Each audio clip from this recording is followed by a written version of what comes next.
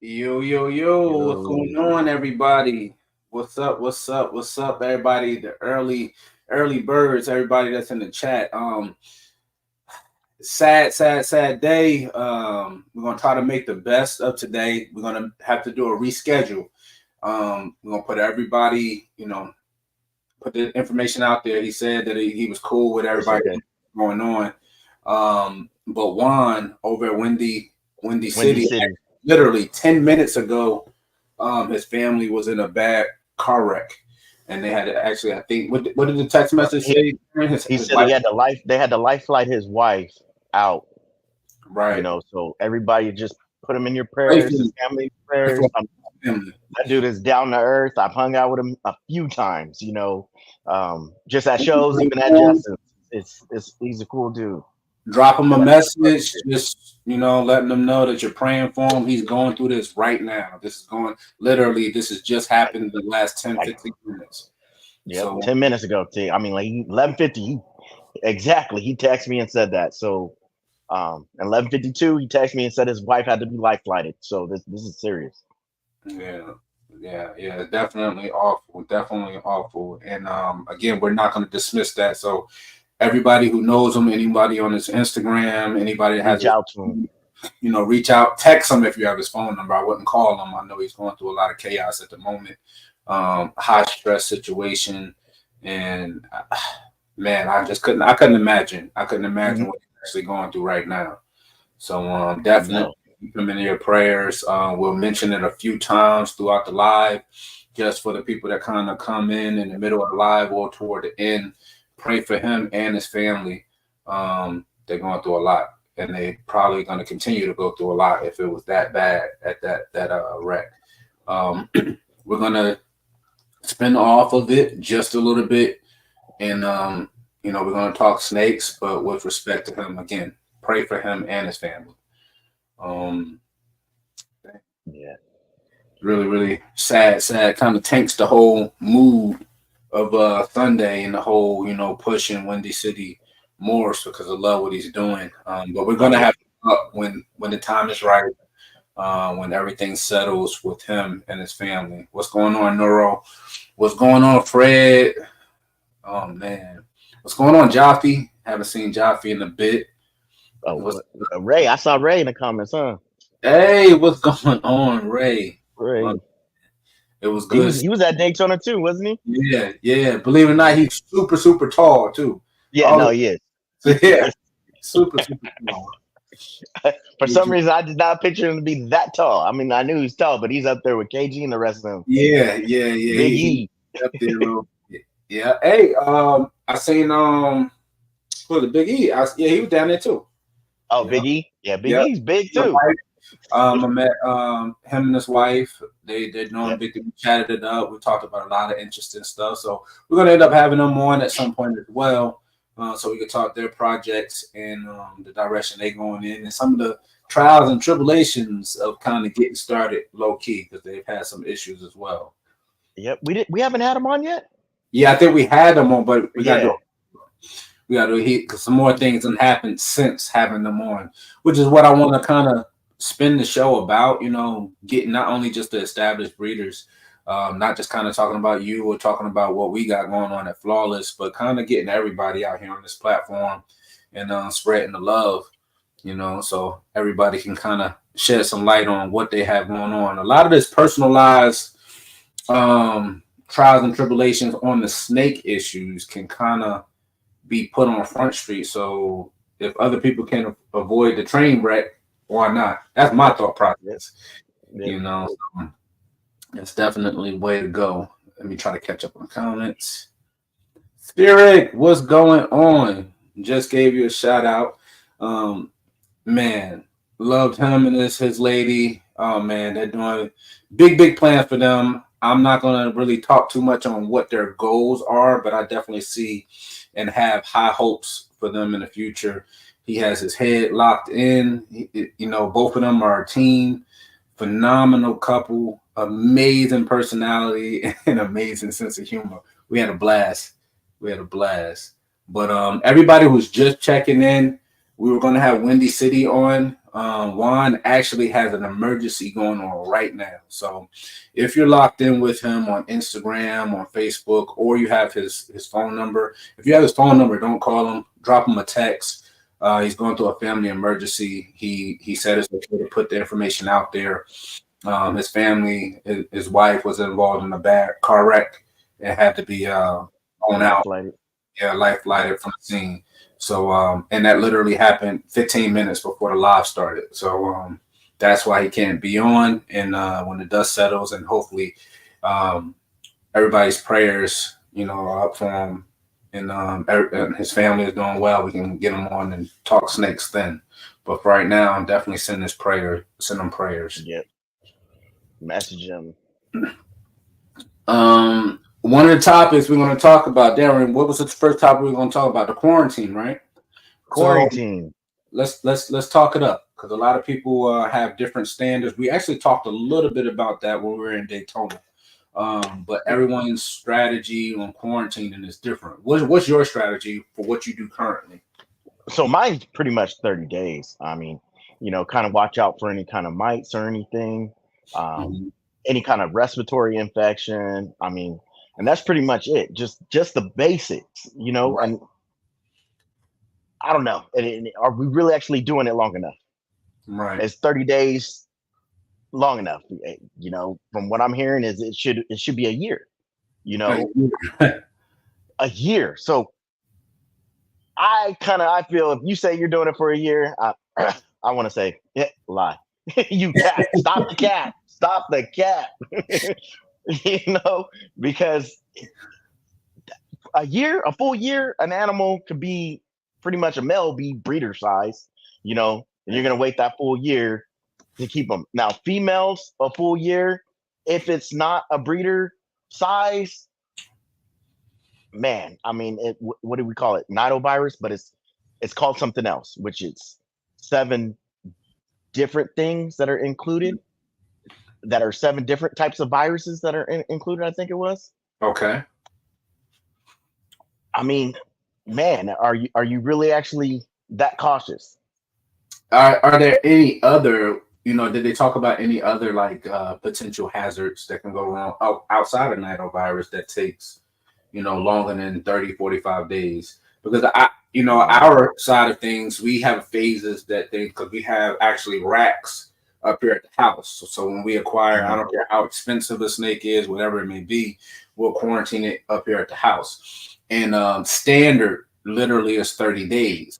We have quarantined some just simply because we just got in the motions of doing things where as long as 45 days, 50 days before moving them down into the vault. But again, it's never been a super rush. Oh, I need to breed this or this, that, and the third. So we minimum 30 days is what we do. I agree though. I mean, what can you really see outside of mites? Outside of hopefully if your animal just arrived just blatantly just sick, typically you're going to see a lethargic, if you have snakes previously, you have some kind of experience, you'll see if your snake is lethargic and things like that, outside of just like not eating. Sometimes snakes just won't eat. Also, hopefully for new keepers and new viewers, hit that subscribe button, number one, but that's not always a telltale sign that something's wrong. If you receive your snake and, the next day you try to feed it, or within a couple hours you try to feed it and it don't take its meal. You got to understand the shipping process is extremely stressful.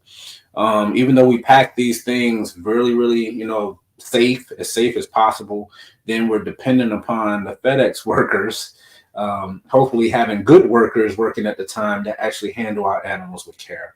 And not throw the box. Yeah, because there's been all kinds of various videos in the past of, them tossing around boxes. There's been boxes opened.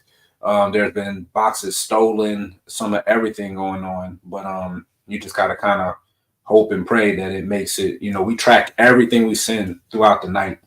I wake up in the middle of the night, I'm checking other people's tracking, trying to make sure it made it out of Memphis.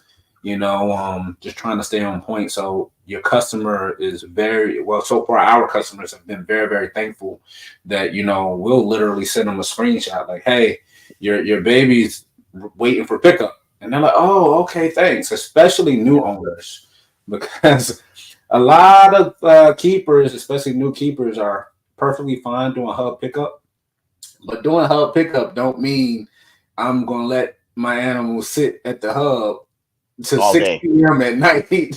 It's like have some urgency. These are living and breathing, live animals that depend on us for their care.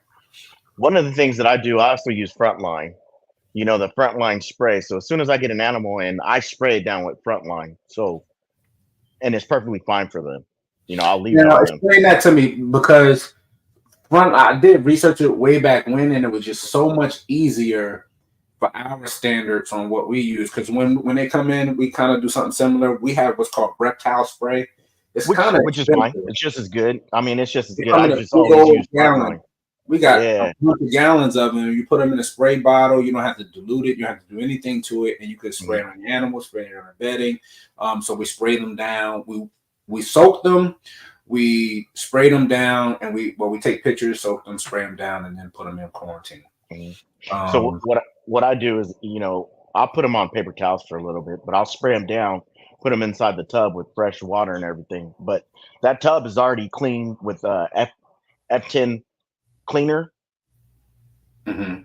and that's what I do, and I'll leave them in there just because you can see mites easier on paper towels if they even have them, Right. and if they fall off or whatever.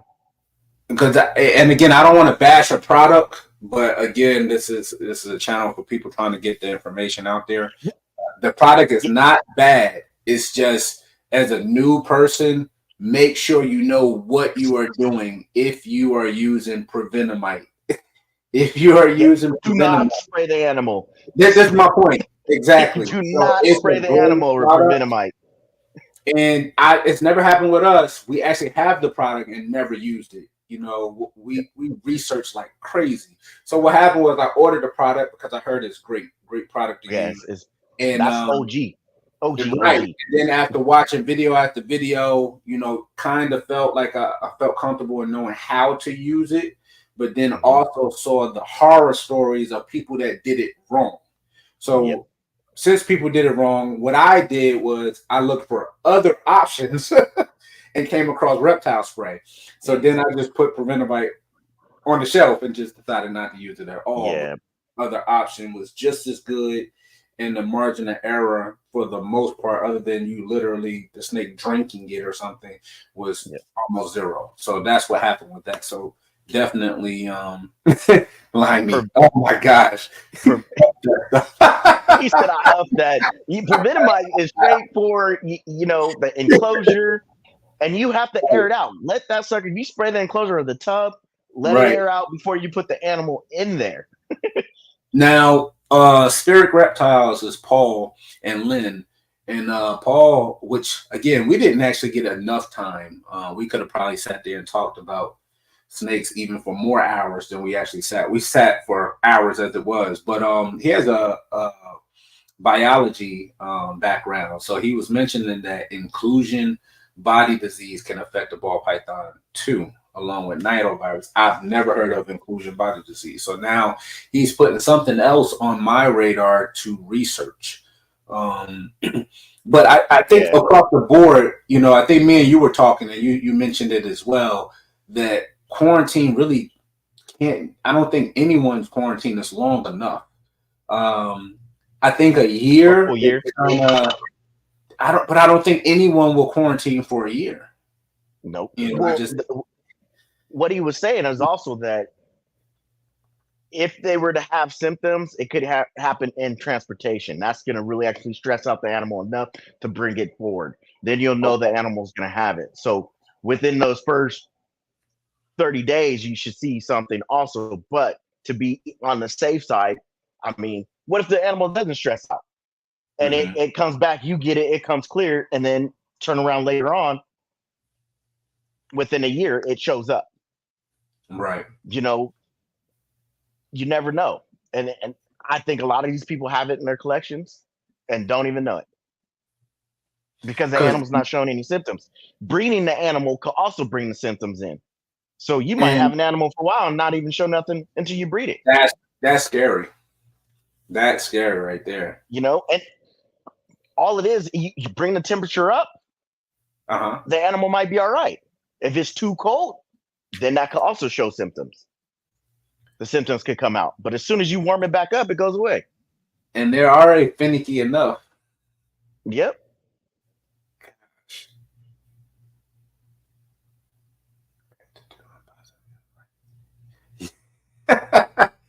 Accurate. You know. What do you say? Oh, spoken like an old timer, but that's very accurate. I do tend to see a lot of videos of people doing unboxing, Right like in their snake in their room. actual snake room. So you're already, if something's going on, you're already contaminating or giving the risk is there to everything. Um, yeah, that's definitely a no-no. Even the breakdown, say if you have, he says most of the times it's secluded to that rack. So if you're cleaning one rack, I would say that next rack, change your gloves, right? Because it's probably within. And they really don't know if it's airborne. So Right. it might not even be airborne. It might be transferring of each animal. So I know what I do just naturally. I do my adults, and then I even switch out my gloves for just the babies, anyways. Really? So when I'm doing the babies get a whole different set of gloves. But I naturally just do that anyways, only Yeah. because of back in the day, the whole thing. Now, going from each rack, do I switch my gloves out to each rack? Probably not. Nope. I'm just going boom, boom, boom, cleaning and moving on.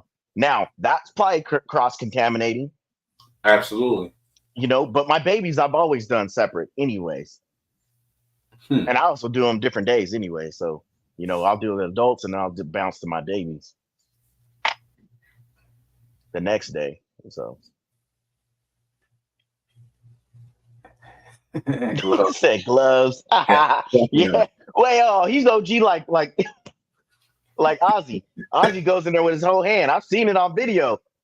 Yeah, check it out. Yeah. Yep. Nah. He said kids.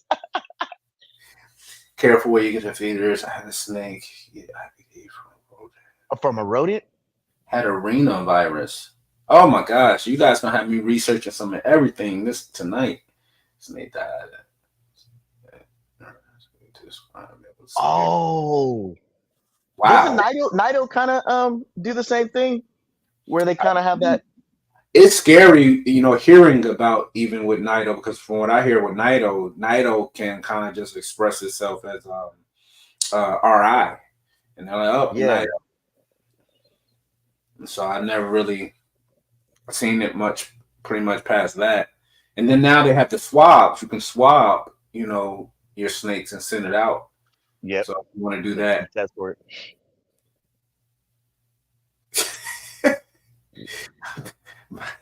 See, and hey, man, I breed my own rodents now too. I mean, I know, Will, you get yours from a reputable breeder, but this breeder's been doing it for a while, so I'm pretty sure by now you would have heard something about people getting something from the rodents.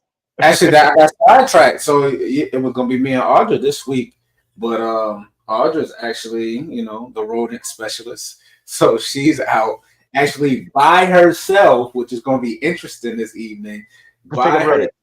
No, building rodent rats. Oh, right now. I seen a clip. All by herself right now. So it may come in. Oh, you got to make sure everything's level. No, that's okay. That's okay. You'll be pulling out that drawer, not me. So if you're frustrated because it's not rolling out right, that's on you. Yeah, so she out there building racks. She just continued the process.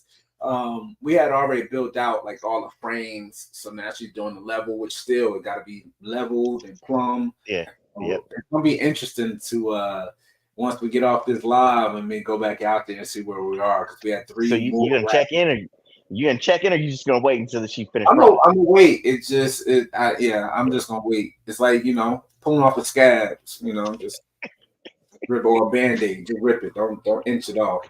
So I just gonna walk out there into whatever I need to walk out into. Just put my Bob the Builder hat on and just Hey, wish your luck. At least you got the blueprint. A little bit know what's going Oh, on she now. does. She a trooper. That's She good. a trooper. Yeah. Listen, everybody in the chat, I'm so thankful to have my wife.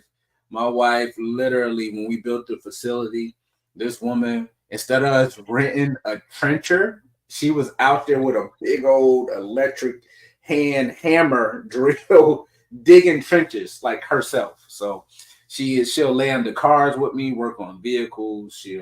We cut down trees together. She's a trooper. We hang drywall, which she always tell you guys about. She really never complains about anything. I got a trooper with me. She would have been gone a long time ago if she wasn't with it. Yeah, man. She's the best. Limey. Oh my gosh. Limey is ridiculous. Late but here. What's going on, Tim? My man. What's up, Tim? So everybody that's just checking in, toss up some prayers for Juan and his family in Windy City. We're rescheduling. He was already ready to rock and roll, and literally 10 to 15 minutes before we went live, his wife and I believe his family and his wife that was there got in a bad car wreck. Car accident. She's been life-flighted. Yeah, so definitely pray for them. Definitely pray for them. If you have his phone number, drop him a text. Let him know that you're thinking about him and his family. Yeah. Gotta reach out to him on IG.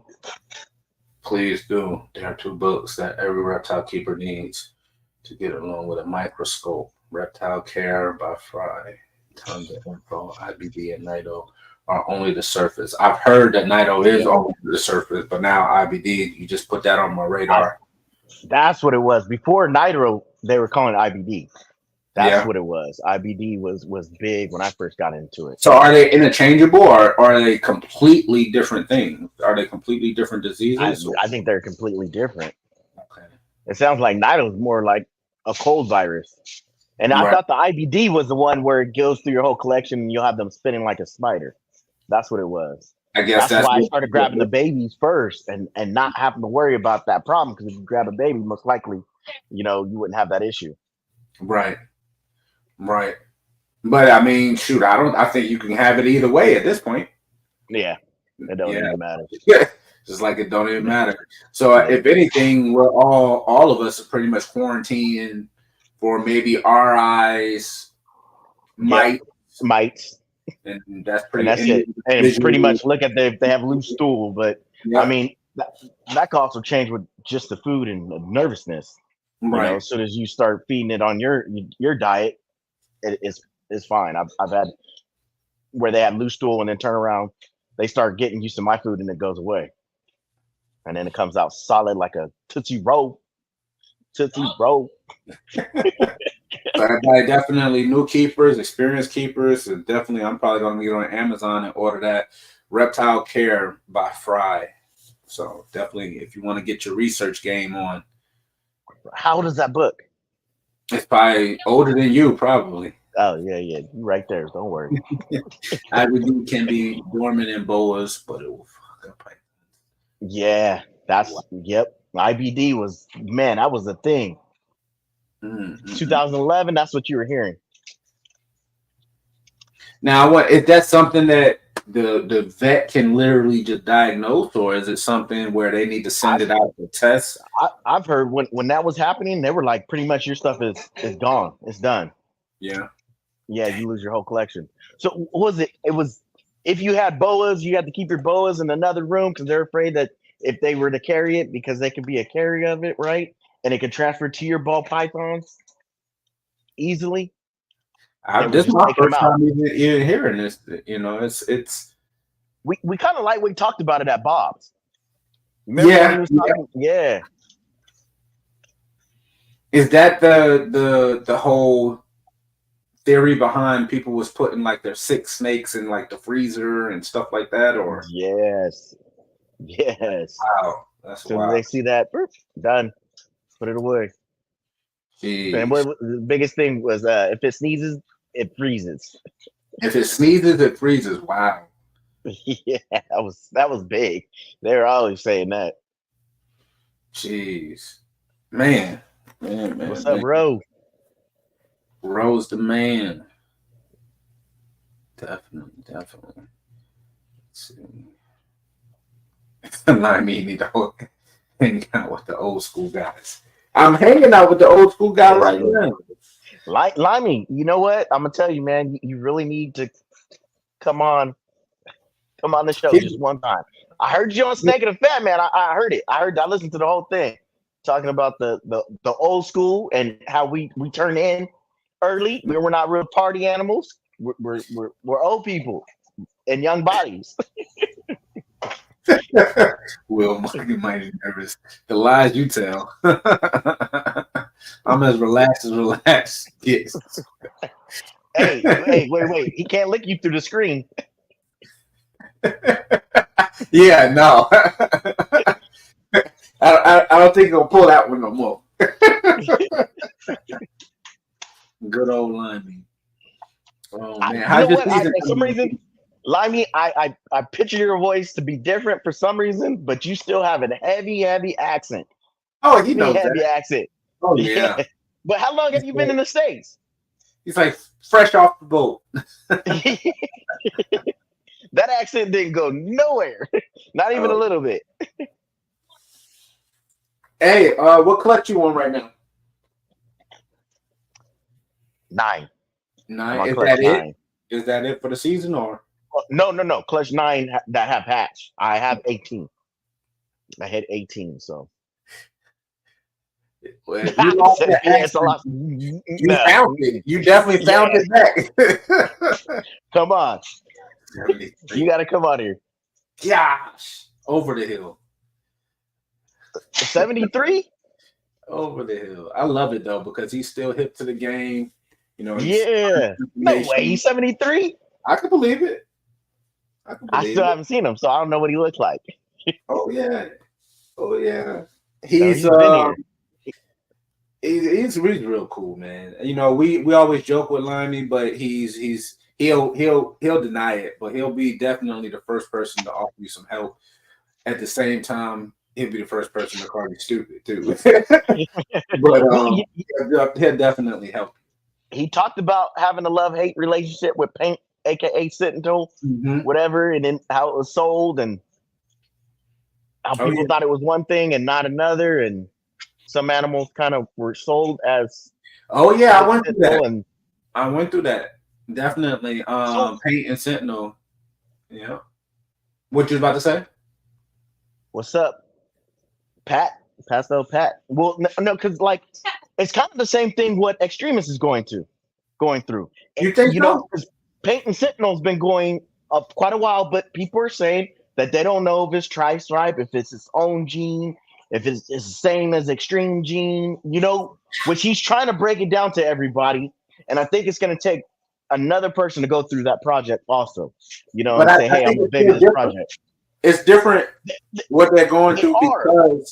because Paint and Sentinel they got on this kick even when we bought into the project where they couldn't identify or wouldn't recognize it as, or they were recognizing it as an incomplete dominant when it was Mhm. supposed to be listed as recessive and vice versa. So it's that big old confusion. So reason that that's a huge problem is because if it's a true recessive, which it is, and they're recognizing it as an incomplete dominant, and you in the market for a paint male or female, and you see one listed, and you buy it.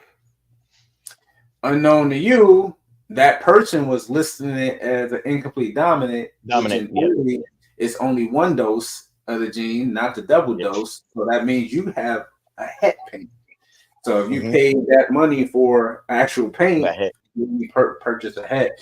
So that was way different than the extremists being maybe mislabeled as tri-stripe, or because even with the extremists, they're saying that the extremist is incomplete dominant. So it Yes, has that's what he's saying. so He's saying it is an incomplete dominant. yeah. And you know what? There might be another gene attached to that because I talked to him yesterday. So I was watching his live, not to change the subject or anything, but I was watching his live that he did with Irresistible, right? Right. I forgot the name of their show, but he was on there and he was talking about the Extreme Machine, and I reached out to him because there was an Extreme Machine, which kind of pushed me into the project. It looks like I thought it was an Inchy OD Extremist, right? Mhm. But he said it's not. He bred Extremist to Extremist, and that baby popped out. So is it something new? It's on his page where he put the DG. You got to pull it up. It looks kind of crazy. I think I can So send it to you. yeah, send it to me. It's I'll on put his on. IG. Is it? Yeah. I messaged him the other day and I was like, man, what is that? I Kim gotta Mason. know what's in it. Yeah, Kim Mason.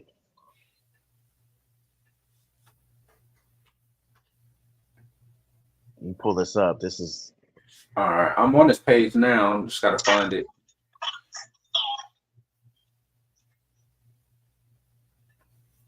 Or you can help me find it. Hold on. Let me show you. I just sent it. It's on his page, but he did a little video, and I think there's also just a little clip of it. But once you see the one animal, you'll see he also has a picture of it. Mm-hmm. Okay. It just came through, but And I'll tell you exactly what he said, how he created that animal. Oh, so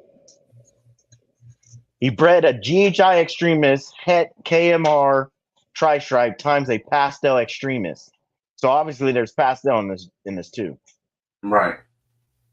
So is that a tri-stripe pastel extremist I don't see tri-stripe in it. with GHI? I don't know. Yeah, I don't see tri-stripe in it. But I mean, hey, It it's looked like it probably could be DG. yeah that Blushing passed. in the head.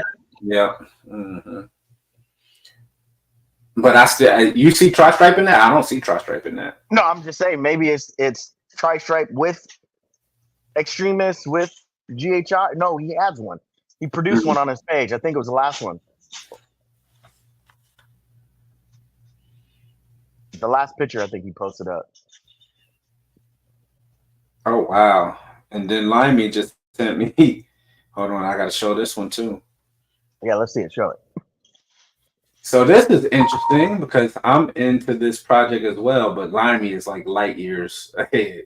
So he sent a picture. I'm just gonna post it. Let's see where we at.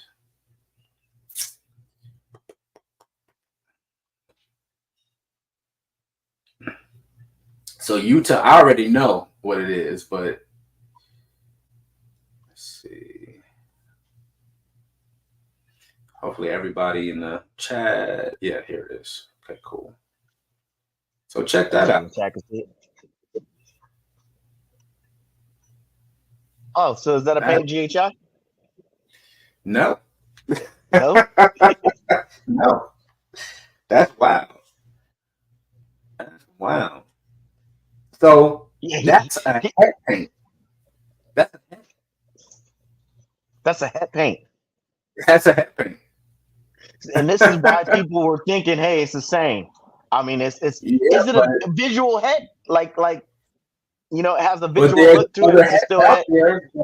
There's other hats out there that don't have that look in their heads. He just said, he'll send, pics of a hat that looks better than some people's visuals. So that, that's crazy to see that, so that confuses things a little bit more. That's why people were like, oh, it's incomplete dominant because that's not normal. That ain't no normal I ever produced. Pastel Pat, cut it out. Yeah, Regular old protein powder. We just want a strict regimen. 5 a.m. Get up, hit that gym. Come on, that's all it is. He said, no, you Don't be need to like, write the whole diet plan out. I need to know the whole diet plan. Tim gonna laugh at him. That's messed up. Hey, but Will is bigger than his whole family. Whatever. Here you go. Here you go. Hey, I seen the family photos. I was like, well, Will's bigger than everybody. Oh, that was my older brother and my younger sister too. So Oh, really? Oh, yeah. See, yeah. yeah. Will look like baby Huey. That's what's up. You see how you do it? Yeah, they'd be wondering why my jokes be coming, and now they get to see why. They be letting me have it. It's all good. I ain't gonna be mad. I'm actually gonna show my age right now. Check this out. This is back when I was Darren's size. Here it is. Oh, right he said I was 10. Nah, probably a little younger.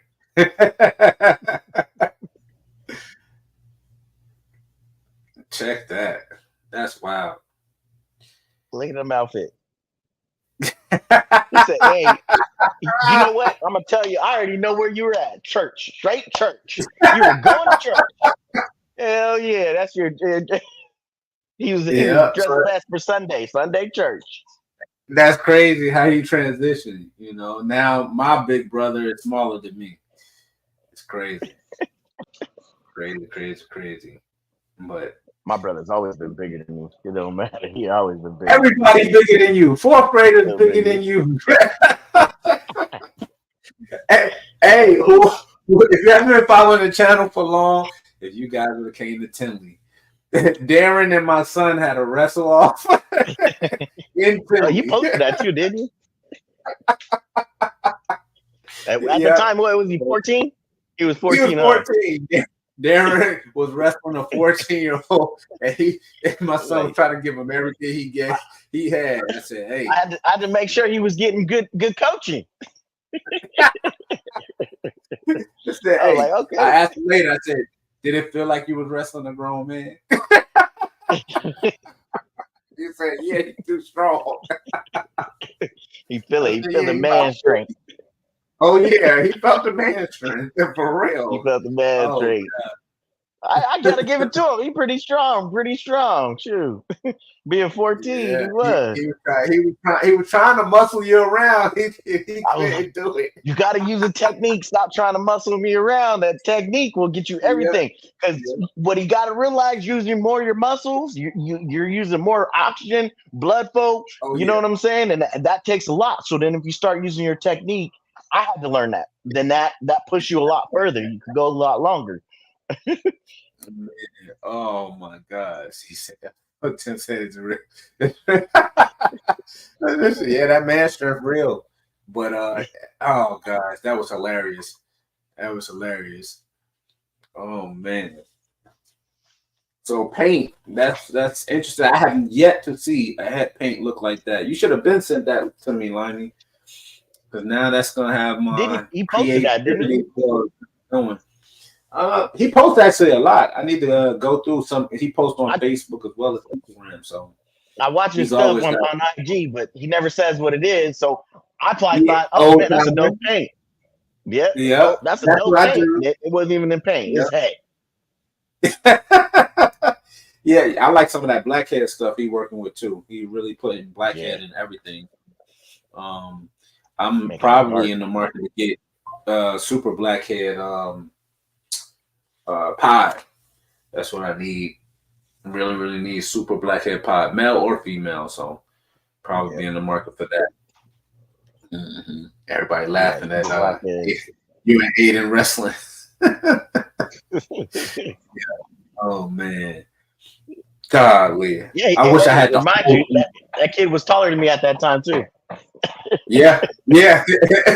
At 14, my son was taller than him. Golly. Now they're probably how tall are they now? Shoot, they're probably they can look at me. Well, my youngest, he done blown up. So now my youngest, Lucas, we were all wearing size 10. Now he wears a 12. My youngest wears a 12. He passed you up. Yeah, he passed me. He can't even borrow your shoes no more. He's like, "You said you need your own pair because you ain't stretching out my shoes." Them boys rough on some shoes, man. And now everybody want them $200, $300 sneakers, and that ain't happening. He's like, "What?" He said, "Put some work boots on. You good?" Yeah, I'm about to say you're gonna need a lot more snake money to get these shoes and clothes they want. I told them they better get up there and get that Temu special. Get some Timu Hey, special. you got to tell them, man. Some of that stuff is the same product, anyways. It just It is. says something Oh, else on it. man. Yeah, my son said I was full of it because I told him. He said he wanted the Oh, Jordan. I took him to the store. I was gonna get him some and ones, and he said those ain't choice. I said they got the same like, guy. Instead of the guy dunking, they just got the crossover, right? Same thing. I can't wear those. That's like wearing Pro Wings. Pro Wings, boy, you get clout. You were like, I'm not wearing these things.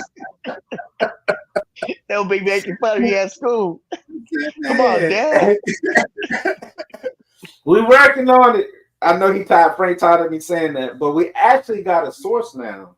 Then we may order them for ourselves first and see if they fall apart on us, and then come out with the flawless sneakers. That's not disrespect. That's very real. Can't be getting these boys $300 sneakers like they out there in the Nah. real world.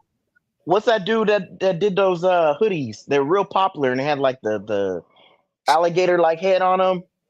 They're real popular at one point, but I guess dude was also selling his own bootleg. Oh, really?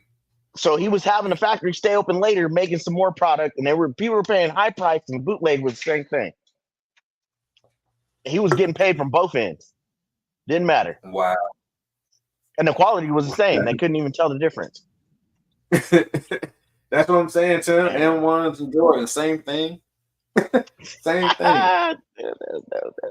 I told her same thing. I told her, matter of fact, we'll go get you 2-3 pairs of M1s. We still come off good. Still come off good. What's going on, Banner? Oh, Banner was at Daytona too, wasn't she? Yeah. She came out, her and the whole family. We didn't get our picture. We gotta definitely get our picture next time we meet up. But it was so crazy. We stayed busy. We were trying to give everybody enough time to interact with everybody and take pictures and just engage. And it was genuinely a lot of fun. But we couldn't bring the boys, which not bringing them, we realized how much of a help they actually are when they are there. You know, because they have so much. Yeah, because they have so much.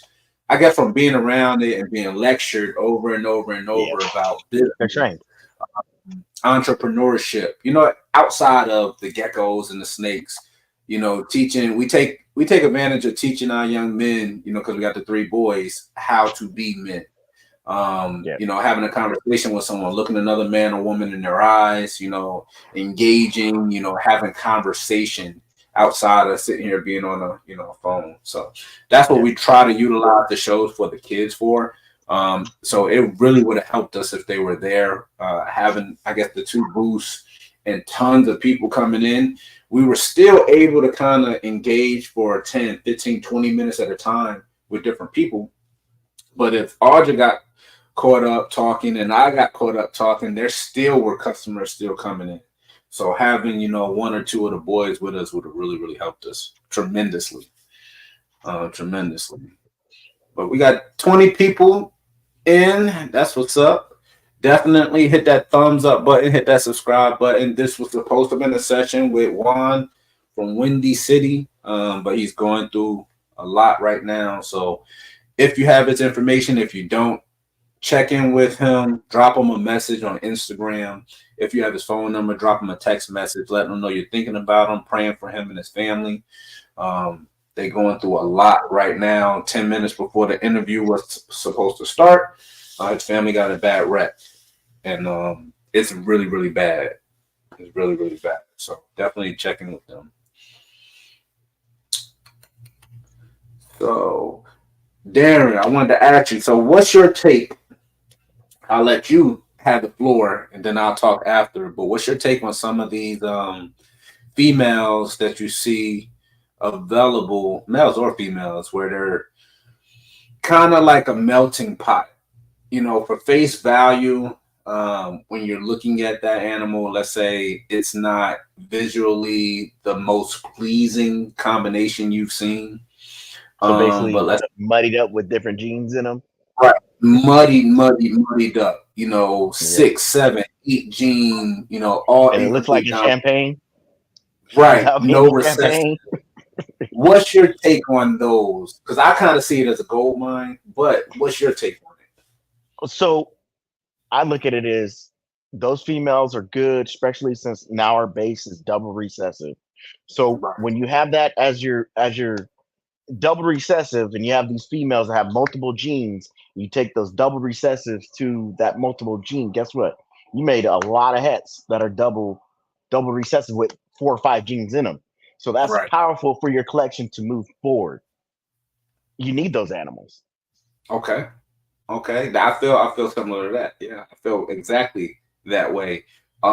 Plus, it seems like I always get horrible eyes anyway. So chances are, if I get that, 6, 7, 8 gene banger melting pot of the animal female, when I breed her, she's only gonna produce per snake probably 3 or 4, maybe 2 come from her anyway. It's very unlikely that I will hit the same exact genes in mom in the baby, Yep.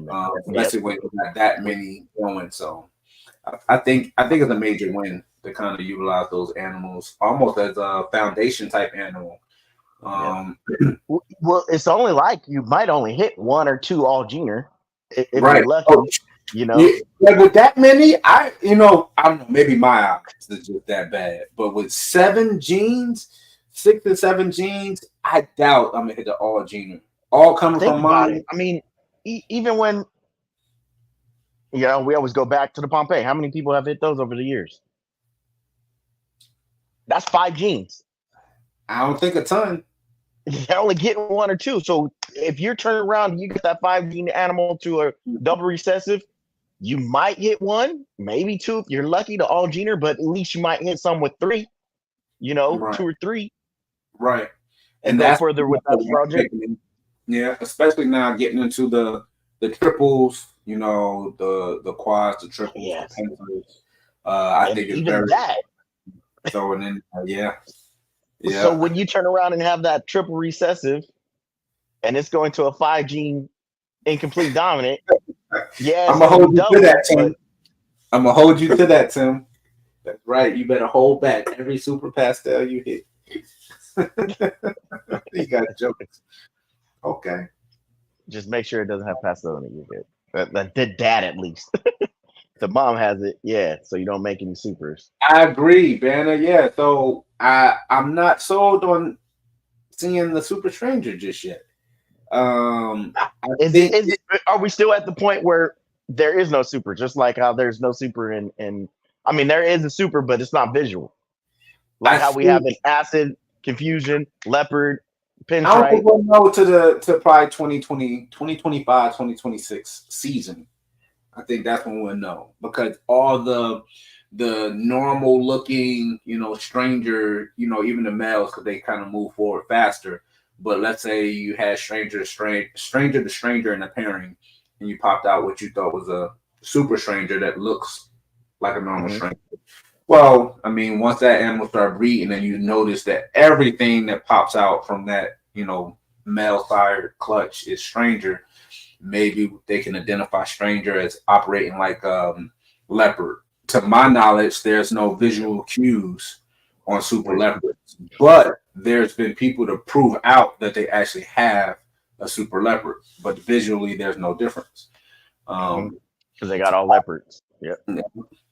I think it'd be cool to see a different visual presentation in Stranger. I'm happy with Stranger as is, but it's just cool to see new I guess creations, different combos, different, just kind of show you a different layer on what you can kind of possibly hit. I think that's kind of cool. And I would like to see something visual and not just have it just genetic. Oh yeah, this is genetically a super. And it just looks like a regular stranger. What do you Mhm. think? No, I think so too. But do I think there is one? How many people have had chances to make super strangers by now? Stranger's been out since 2012, Right. and Yeah, nobody has hit a super stranger yet. One, like I I know think, people are probably doing stranger clown by now. yeah, Somebody but got to be now, doing stranger clown, and but think about then it, where the market was going, the whole industry was going. I'll say it it's wasn't really recessive. it was going recessive. So once you had that male or that female, it was unlikely at that time. You were And going stranger to stranger. yeah, you were going stranger to stranger. So it was I guess it was rare for you to see that. Even if you had stranger combo female and stranger combo male, and you were starting your breeding and pairing, you at that time you opted to go different directions with them because you wanted to get Hmm. the female with a certain male combo you had going on, and to see stranger in that. You wanted to get your male involved in the other stuff that you had going on. You really didn't link Pied, them yeah, together. pied, Clyde. But I mean, stranger clown, a stranger clown. At the price point you see it now, I think you'll see a lot more attempted anyway. A lot more Mhm. people going, stranger to stranger because it's more common now. Which you got to now get a little bit more creative with what your I say final goal, but you're really never done. But what your final goal is for that project or combination that you want to see. I think that also kept the value up for a long time on stranger because people were going the recessive route. I think what kept the value up on Stranger was that the value was up on Stranger, and it's just the availability wasn't there. So when people started mass producing them, kind of just producing Strangers, So, just to be okay, Strangers. good example. Cosmo. You Mm-hmm. think the value is going to stay up on that just as long as stranger? So Yeah. stranger had a long Mm-hmm. run at having a good price. Now, I say yes. I'm not in that project, but the reason I say yes may not be necessarily the popular opinion. I think outside looking in, a lot of people that's working, the majority that's working with Cosmos, yes, they're all independent businesses, but they're all in cahoots together to a certain extent where when they start releasing things, they're all going to be relatively in the same price range. Hence, the high price is going to keep people out of the project. And those willing to take a chance on spending that money on that project will be the people that end up getting it and either working it or not. But regardless, on even if you're one person to spend a lot of money on that project and get it, you still are way behind everybody that's been working it for the last 3 years, 4 years. So yeah, it's gonna be hot for a while. It's gonna be hot for a while. You don't think like even with Justin, you don't think he's produced males that is not going to necessarily move him forward, and he just has them in the rack and he's just feeding them every week.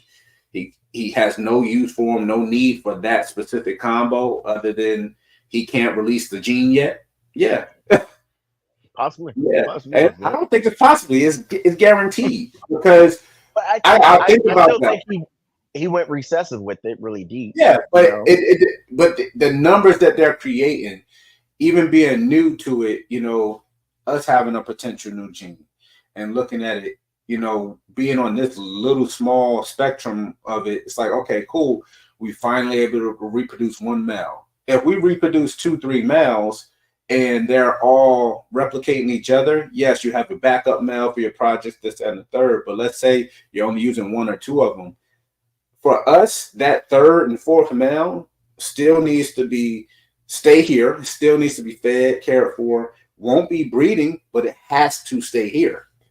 hmm So we can figure out what the project is doing with what, iron out some things, see how it interacts, maybe make it, into put it into different projects along the road. But he has such a large collection that I'm sure he's making productions where, especially on the male side, it's just not going to be used. And he just can't afford to put that out openly. I'll say openly because I'm sure closed deals happen. This is business. But you yeah, can't put that openly out into the market because now you're giving someone else the opportunity to catch up to what you're focusing on. That's just a thought. It's just a thought. Patrick, what's going on? What is going on? You're going to see a lot more Pompeii's made. A lot more Pompeii's to get back on track with that. I was talking with Billy Rice, and he hit the shredder Pompeii. I think he hit 2 of them. did he But post that one up? I think he posted it up, didn't he? yeah, it looks good. To Yeah. me, it was wild though because you know I saw it. He actually sent a picture of it to me, and I waited for him to do the release. And even he said the same thing. Single gene. obviously it's a different gene shredder and Hurricane, but in that combo, oh man, it looks just like Hurricane. It looks just like Hurricane. Yeah. What did you think when you saw it? I liked it. I liked it. I kind of like the Shredder gene anyways, because I think what's his name? Marshawn Morris. He's added it into Exanthic, and he made some of the Exanthic Shredder stuff. And I think he added it in Clown. So I kind of like what it's doing. Hmm. We only got a little. We It's got in, one piece out with Shredder in it, Shredder Black Pastel, and we put in some of our Clown stuff because long term we're gonna put Shredder into the Kiki project. yeah. So we're gonna go that route. But Nobody's done the Shredder Kiki yet. no, it's not a lot of people working with Shredder. You know, it's Yeah, a very, no, very low key gene. Mhm. It's a lot of maybe we need to do a live about that, just showing some of the kind of untapped genes with potential. that are kind of Maybe, smoke. you know, yeah, because yeah, smoke. long. I love I don't that even have that yet, but I seen it and I'm like, man, smoke. that's just another RGB. gene that's sitting on the shelf. Yeah. I don't even know. I don't even think it's sitting on the shelf. I just think, you know, people haven't really gravitated toward it and made it. It's another granite gene, so it's kind of, especially when you got Cosmos, you got Hatari, you got, you know, Grim, you got a lot of stuff that got traction now, where it's like, I don't know, give it a go or not. I think, It's been taking Grim a while to kind of get traction too. Yeah, but it's there now. You see all the Super Grim clowns. I haven't seen it really that much in Pod, which is the direction we're going with the Grim Reaper. But I don't know. I'm hoping that it gives just as much expression that it does in Clown over in Pod. We'll see. We'll see. What you? I was about to say you went DG with yours with Grim. With no. I'm going straight extremist with her. I am. It's done set. This is really getting the buzz now. Let's go for it. Let's go. That's gonna be interesting. So you'll literally have at minimum everything that pops out will be Grim and Extremist. Yep. With the splash of GHI and OD. Wow. And potentially head tri. You should test that mail for head tri-stripe. Head tri-stripe now, yeah. I should. I bet you he is because it's floating there. Yeah. Yeah. Man, oh man. So what's the next move for Sloan Morse? What you adding? Are you tending to the rack expansion yet?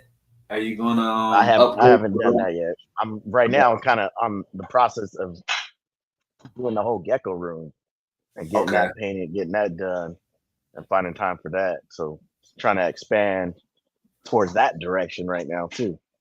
Okay. How many geckos you up to? Man, I still have like 200. Oh wow! Eking everything. I'm good. That's the number. We're staying right there. I'm gonna go less than that, but yeah, that's work. That's work in itself. So on the ball python breeding side for this year, as far as your to-do list on things you haven't really like done yet that you know you're like behind schedule on, what's at the top of that list? Top of the list kind of is the racks, man. I want to transition from the racks and go to FB 40s and get out of the FB 70s. Yeah. And then what comes closely behind that? Man, you know what? I've been looking at those vision racks. Those for the good. Rodents. Yeah, I was like, man, and I sat there and watched the video at work. Yes, that worked. I was like, that's a good design because then they sit on that. They're not in the tray lines, you know, and it kind of sits on top, and you can slide it back and forth, and interchangeable to the sizes, so you still stay with the same size rack. You don't really change the base of the rack. You just change the tub. So, I mean, that's worth it to me. I think it is too. I think it is too. Plus, it's free shipping, I believe, when you order. And, you know, even with that design, say if they even turned around and said, "Hey, you know what? Let's do snake racks like that." Mm-hmm.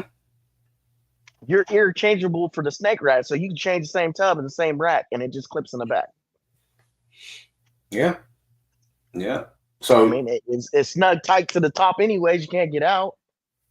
yeah, I think it'll be. I think it's going to be awesome. I think it's perfect timing, and it's a great price point. So everybody looking at those because we're looking at those as well. But like I said, Audra's out there building those racks. I'm Building. a Yeah. little nervous. It's gonna be a lot of work tonight to go Oh, well, you correct. be all right. You be all right. Yeah, we hope. She We got hope. it. She got it.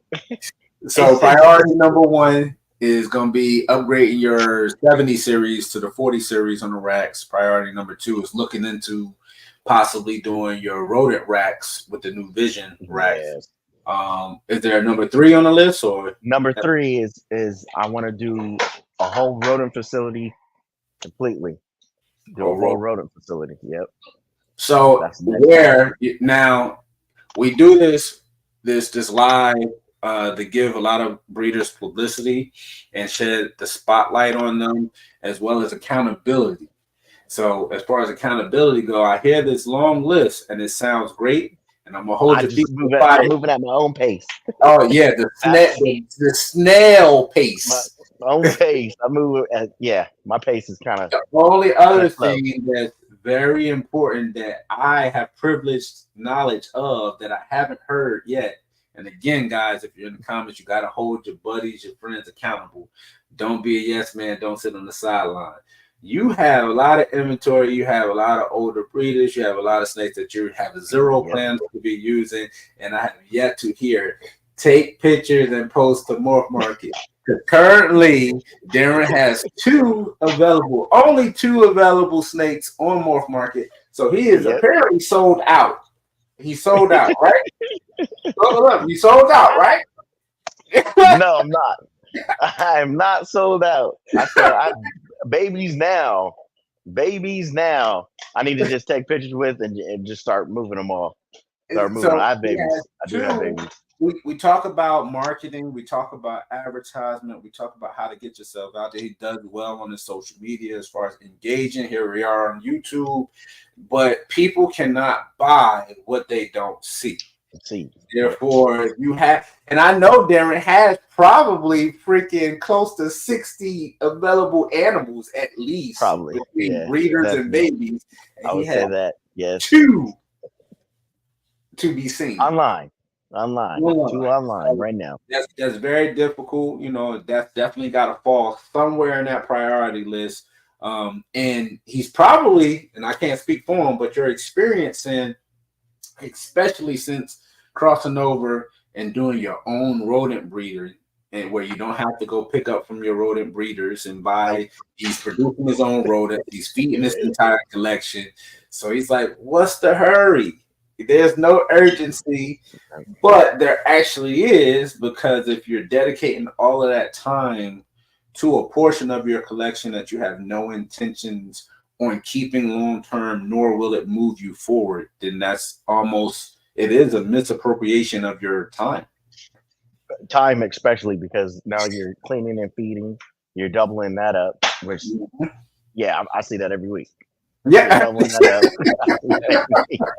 every week I'm just boom, boom, boom, going through the motions. It's going through the motions. It's almost like going to a job every day, and you're just going through the motions. Mm-hmm.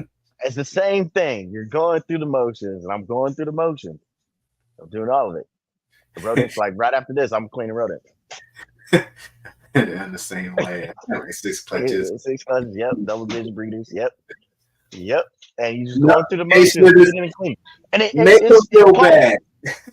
It's more of because I'm producing my own rodents. Yeah. Oh yeah, I know. That it pushed it even harder. Like, okay, I'm not spending that extra cash of buying rodents every week. So then that puts more of the pressure. Okay, now I need to move these because now they're costing.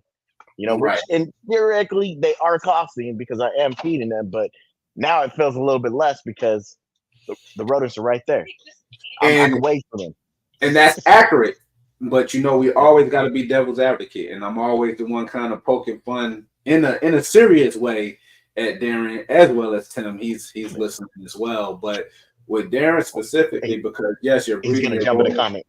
Oh, I know he is. You're breeding your rodents. You're producing a great quantity, but at the same time, you're not going to sit here. I know you're going to be honest. You're not going to sit here and tell us that, hey, there is nothing I need to buy and add to my collection gene wise. Oh, I still want to add Wookiee to my See, collection. I do. so I do. I and the still want reason to add Wookiee. that's very important, because at these stages we all go through, you got to understand you made something else financially easier to maintain your rodents, not having to buy them every week from an outside source.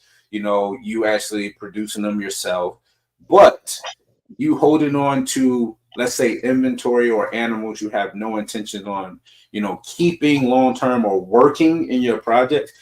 Those animals actually can fund 100% of your new acquisitions.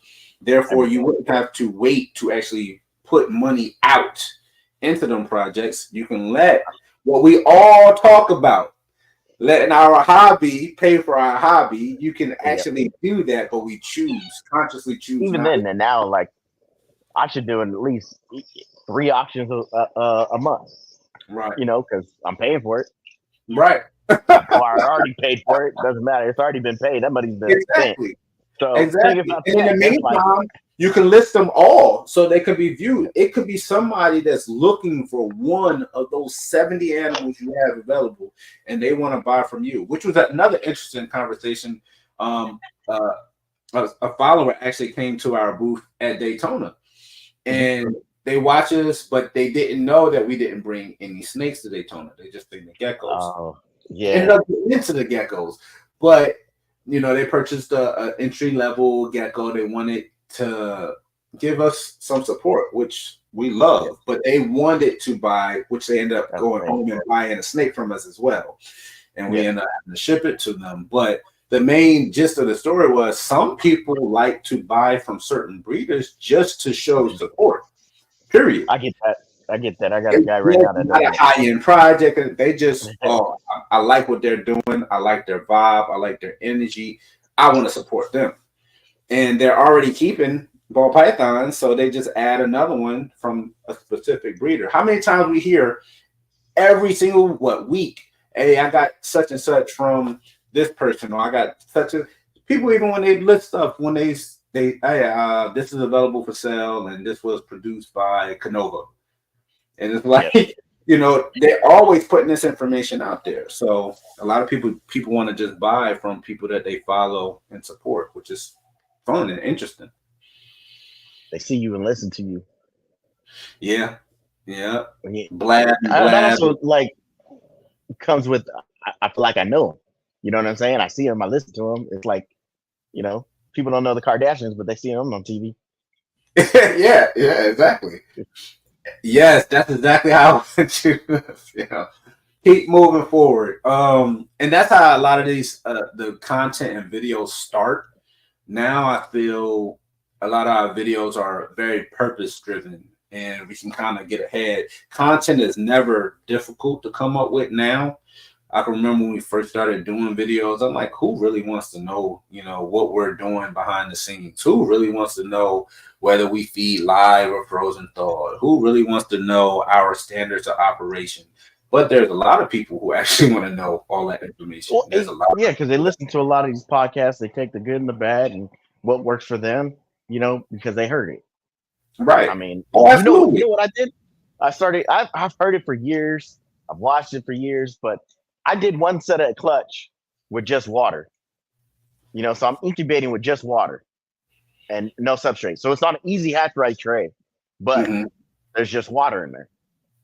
Now, it's funny you said that. I'm doing that this year. Yeah. Now I'm watching it, but you really got to pay attention to your eggs because, man, when they come out in that water, it's going to be probably a whole different story. But I haven't had that yet, so I'm kind of really watching the egg, making sure they're coming out. They're not just in the water. We have another video that's dropping actually talking about that. We literally watch everybody. And one of the videos Ozzy was doing was about the big flakes. I sent you the link because that's what we both were actually using. Yep. That Yeah. it's not vermiculite. What was it called? No, vermiculite, because perlite is the It is white. vermiculite. Okay, but Yeah, it's a big vermiculite. flake of vermiculite. So we were ordering. I mean, this stuff was expensive, and we're ordering big old bags of it, and we never reuse it, you know. And I mean, it's literally a disposable for us. So, and then the way we used it. So we don't do it exactly how, let's say, Ozzy does it. He does his mixture to water, and he sits them down in it, and it's perfectly fine. I always err on the side of I'm about to screw it up. I'm gonna add too much water, too less water. So I go with the easy hatch trays. I Yeah. love it. I live by those things. So then you put the vermiculite down, you put the easy hatch tray down. It really don't matter how much water you got in there because No. the eggs aren't on the medium. Yep. And then I just started thinking about that. I'm like, all we're focusing on is the humidity. So then I tried it one time. I put just water down in there, put the easy hatch tray down. I could see how much water is in through the glass and no issues whatsoever. But you are accurate. You better know when your eggs are hatching because that would be the worst thing in the world for one of them babies to come out, get under that tray, drown, or whatever. So now what we do, we cut, I believe, on day 56. So we'll cut on day 56. When we start seeing them pop their heads out of the egg, we'll pull the whole thing out. We'll dump all the water out. We'll put a wet paper towel in the bottom of it and then sit the eggs in on top of the paper towel and then put them right back in the incubator. And we don't have any. It's fine. Yeah. They're perfectly fine. So what I've noticed, if you don't, when you do the easy hatch rack trays, it's good to have a certain amount of water, even if you see it, because your eggs are gonna take in that moisture. If you don't and you can't see it, the eggs are gonna shrink faster and they'll not look as moist and they look like they're dehydrated, right? So, but if you put them on the substrate, which I've done it that way too, I put them directly on the substrate. You don't want to overwater it because it's going to be too much for the eggs. But if you do have a lot of moisture in there, what happens with the eggs will get big. And this is another reason why I think some of these other breeders that put it directly on the substrate cut. Because if you don't cut, they will drown in that egg because it takes in so much moisture that the egg isn't deflated enough where they can even pip to get out. If you over moisturize moisture inside the substrate when it's sitting on the substrate. Now, being on just the water, I've seen it even start to kind of deflate a little bit, which they're not taking in too much water, the moisture. I don't know. Eggs on the substrate where the baby's drowned in the egg. So far it's been great. I'm literally evaluating it this entire year because the first 10 clutches, we used the rest of the vermiculite. But after that, we haven't reordered any, and it's been amazing. I mean, literally, we have everything mapped out, and it's been perfect. But yeah, I have seen some of them sink in, but we haven't had any issues with it. But when you think about it as a disposable, when you start talking business and dollars and cents for the year, you think about that's for us $180, $210 for the entire year that we were spending on throwing this stuff in the trash. The entire year we're throwing this stuff in the trash. Spraying it out the tub. Anything that gets stuck in the tubs. So the bottom line is we save $210 on something that doesn't really have to even be replaced by a completely different substrate or something else you got to buy. Just use water. So it's worked for us. It's really, really worked. What's going on, Sammy? What's up, Sammy? I sent them a little preview this week on the next little clutch that should be coming on What's in the Box. And he's like, I got to have one. Now, one of those things is like, do you really need that much water if it's all water? No. You only need like a little bit of layer of water. That's it. And it's just I put enough water in it to where it doesn't come through the hatch tray, the Yes, easy hatch tray. where it doesn't reach the top of it. Yeah. Including when you're moving it around, it don't kind of like splash up on it. So I just put literally just about that much in there. It still has plenty of water in there when I'm taking them out to pour it out. Yep. So even on the hatch right tray, there's like a before the eggs, there's a little like line kind of. Right. That's where I fill it up. I don't go higher than that. I'll fill it up to that line. It's on the tray because there's like where you can stack them. So there's that a little bit of a lip. It is, and that's a good guide to keep it to. But again, you get rid of something else that you don't have to buy moving forward, and everybody have the different process of doing it. And that's what I was actually talking to Tim about. Have you seen the Easy Hatch Right tray? I think it holds 15 eggs. No, it's a new one. It's a bigger one. Yeah, it's a new one, and it's on Amazon. I seen it on Amazon. I think you get like 6 of them for like $80. Does it fit in a different box or the same box? It's probably going to be a bigger box. It has but my boxes are big anyways because it came with my incubator. I got my incubator from Cornell's World, and that dude's in Canada. I am looking into getting different Easy Hatch trays though. The Easy Hatch trays, I wish I had them up here. They have your eggs kind of sectioned off straight on. I want to get the ones that's on the slant. So if you get the Easy Hatch trays on the slant, they're better. Those are better. Cornell's World has them. I seen them on his website today.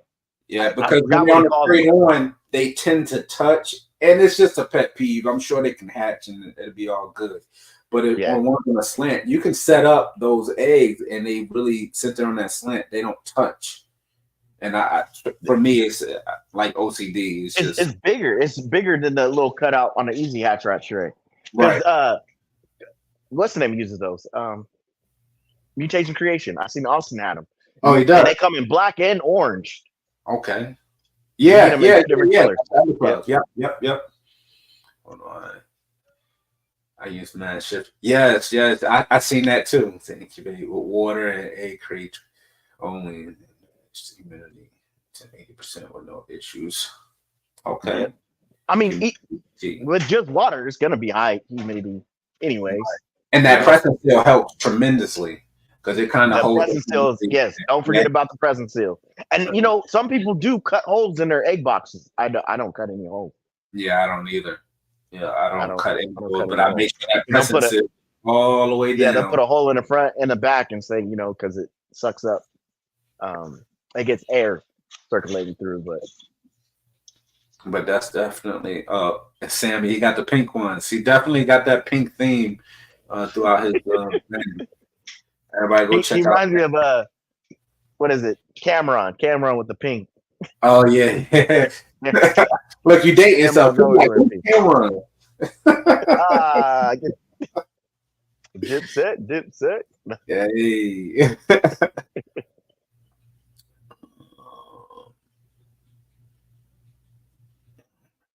What's going on, David? Yep. Happy Sunday. It's a little different speed today other than our regularly scheduled programming. We was going to have Juan on, but he had a family emergency. So if you haven't yet, drop a message to Juan. Let him know you're thinking about him and his family. Reach out to him. Make sure he's good, and just pray for him. He needs your prayers. Needs your prayers. So now that we're toward the end of the season, we'll start wrapping up this week's live in just a bit. Are you still pairing right now? Yep. But my season's a little different. I don't think that's a whole nother video. I don't think we're gonna really stop really pairing because the way we're structuring everything is we're ultrasounding. We're trying to ultrasound once a month at this point. And because of how everybody is spread out, we're really functioning in a manner of catering to our collection. It's almost to the point of whatever it needs, we're just going to figure it out. Where, all right, well, if this snake is going to go in March, cool, go in March. If this snake is going to go in October, cool, it's going to go in October.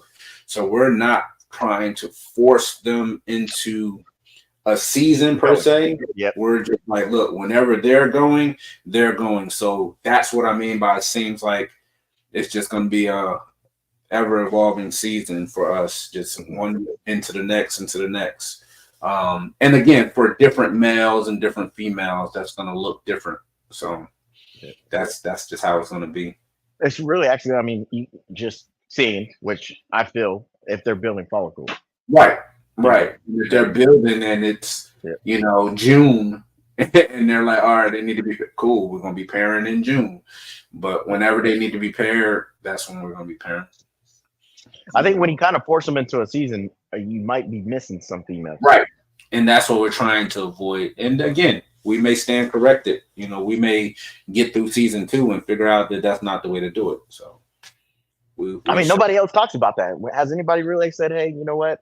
Yeah, I've heard for the most part, everybody I've spoken to that is not on a high level, like the BALLZ and all of those guys that's doing it, full time.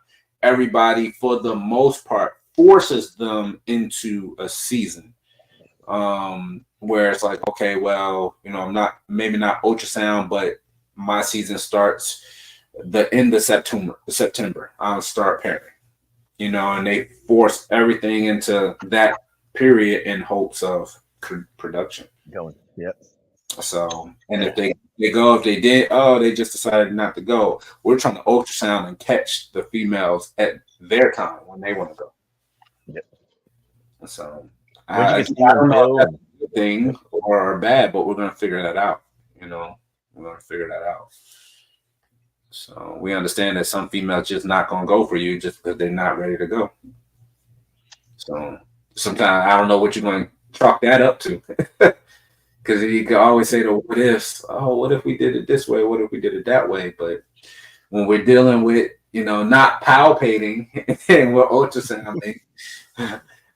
Even then, palpating is not bad if you're. I don't think it's bad either. It's just I got rough hands.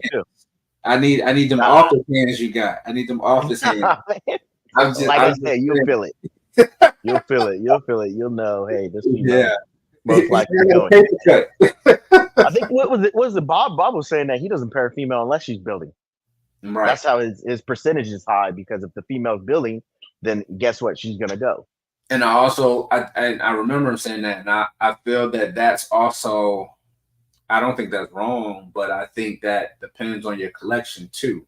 So with Bob got what 700, 800 snakes, maybe 1,000 racks. Yeah, so let's say he has 1,000 snakes. Now, is that breeders? No, that's not 1,000 breeders. But I mean, if Bob has 500 breeding males and females, I mean, you think he's trying to have that many clutches? I don't think so. I've had conversation with Bob where he literally was like, hey, 100 clutches is like pushing it for him.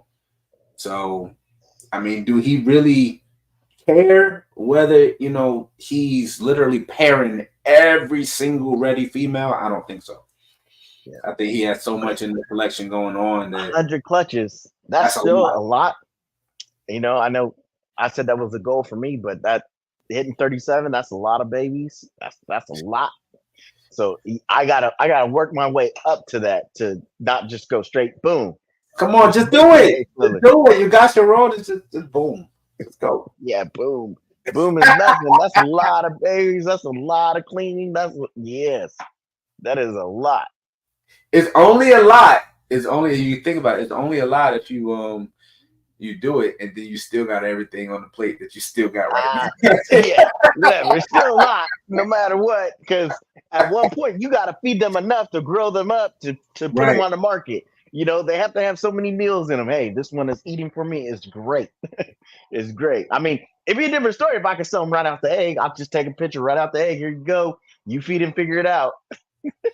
Right. So David just made a good point. So that's another kind of theory that we're running with. The problem with ours is we got females laying all over the place, like laying fertile clutches.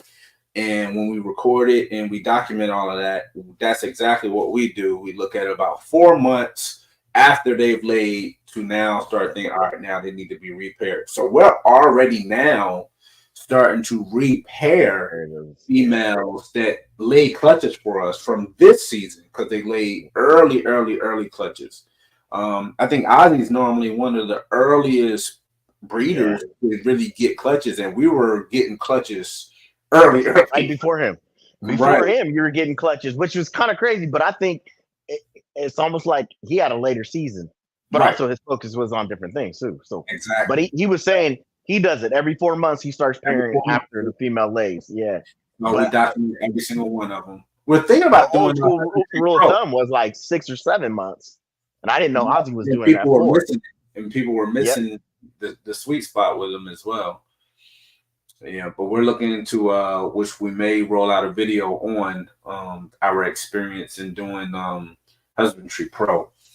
We're looking at possibly doing maybe sponsorship with it on the gecko side because we're going to do it with both and do the unlimited and try to kind of change the game on the crested gecko side and do husbandry pro, showing lineage and parent pictures and be able to kind of click and follow wherever your baby came from us. Now with the geckos, is that showing kind of like a pedigree Yes. when it breaks it down? It would show a pedigree, it would show feeding schedule, it would show if it's a breeder, how many years it bred for us, how many clutches it's laid, what's the clutch cycle. Some females lay 1 egg, some females lay 2.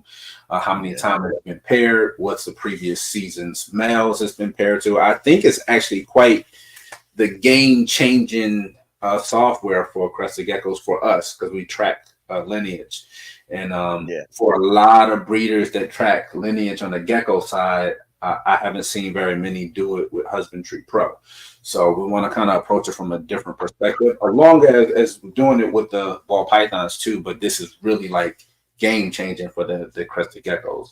But having nobody else is doing that at all. But having 1,500 geckos and 400 breeder geckos and doing it, the input phase of that is going to be insane. Just to put that in, photographs and all the information is probably at least a 6 to 8 month process, I would assume. So that's what I assume. Well, how many clutches do you think?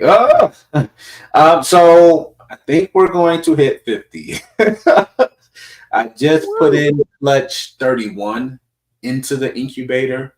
I believe we just had clutch 23 maybe hatch.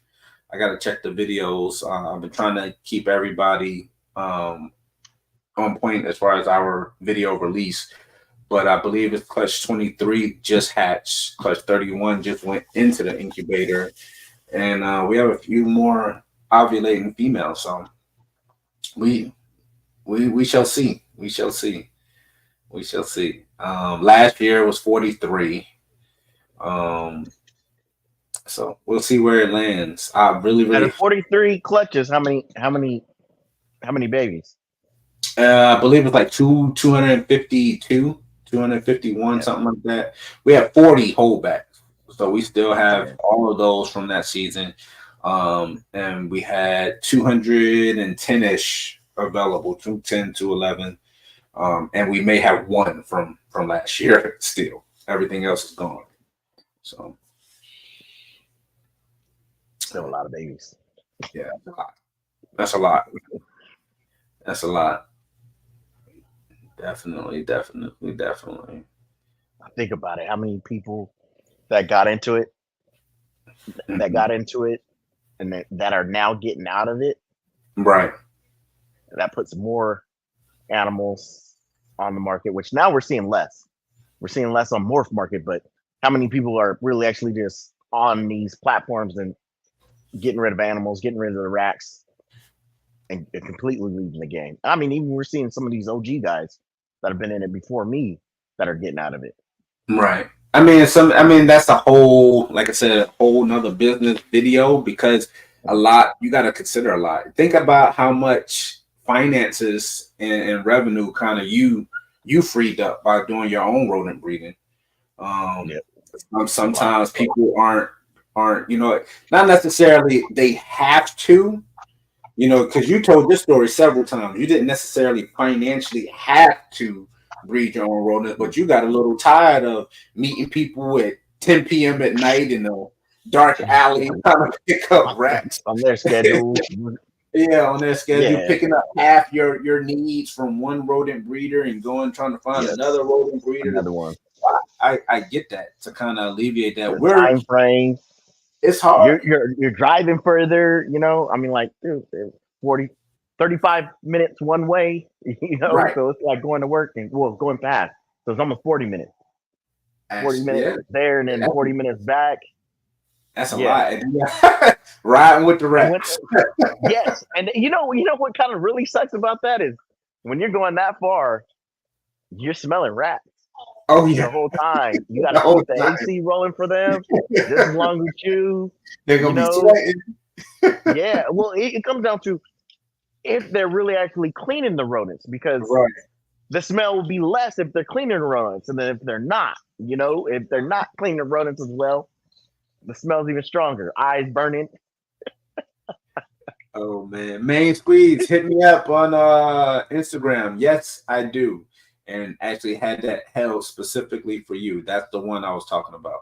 But hit me up, and Audra will probably answer, and we'll take care of you on that mail. That's the exact one that we have left over from last year. But no, you're right. One of the other issues.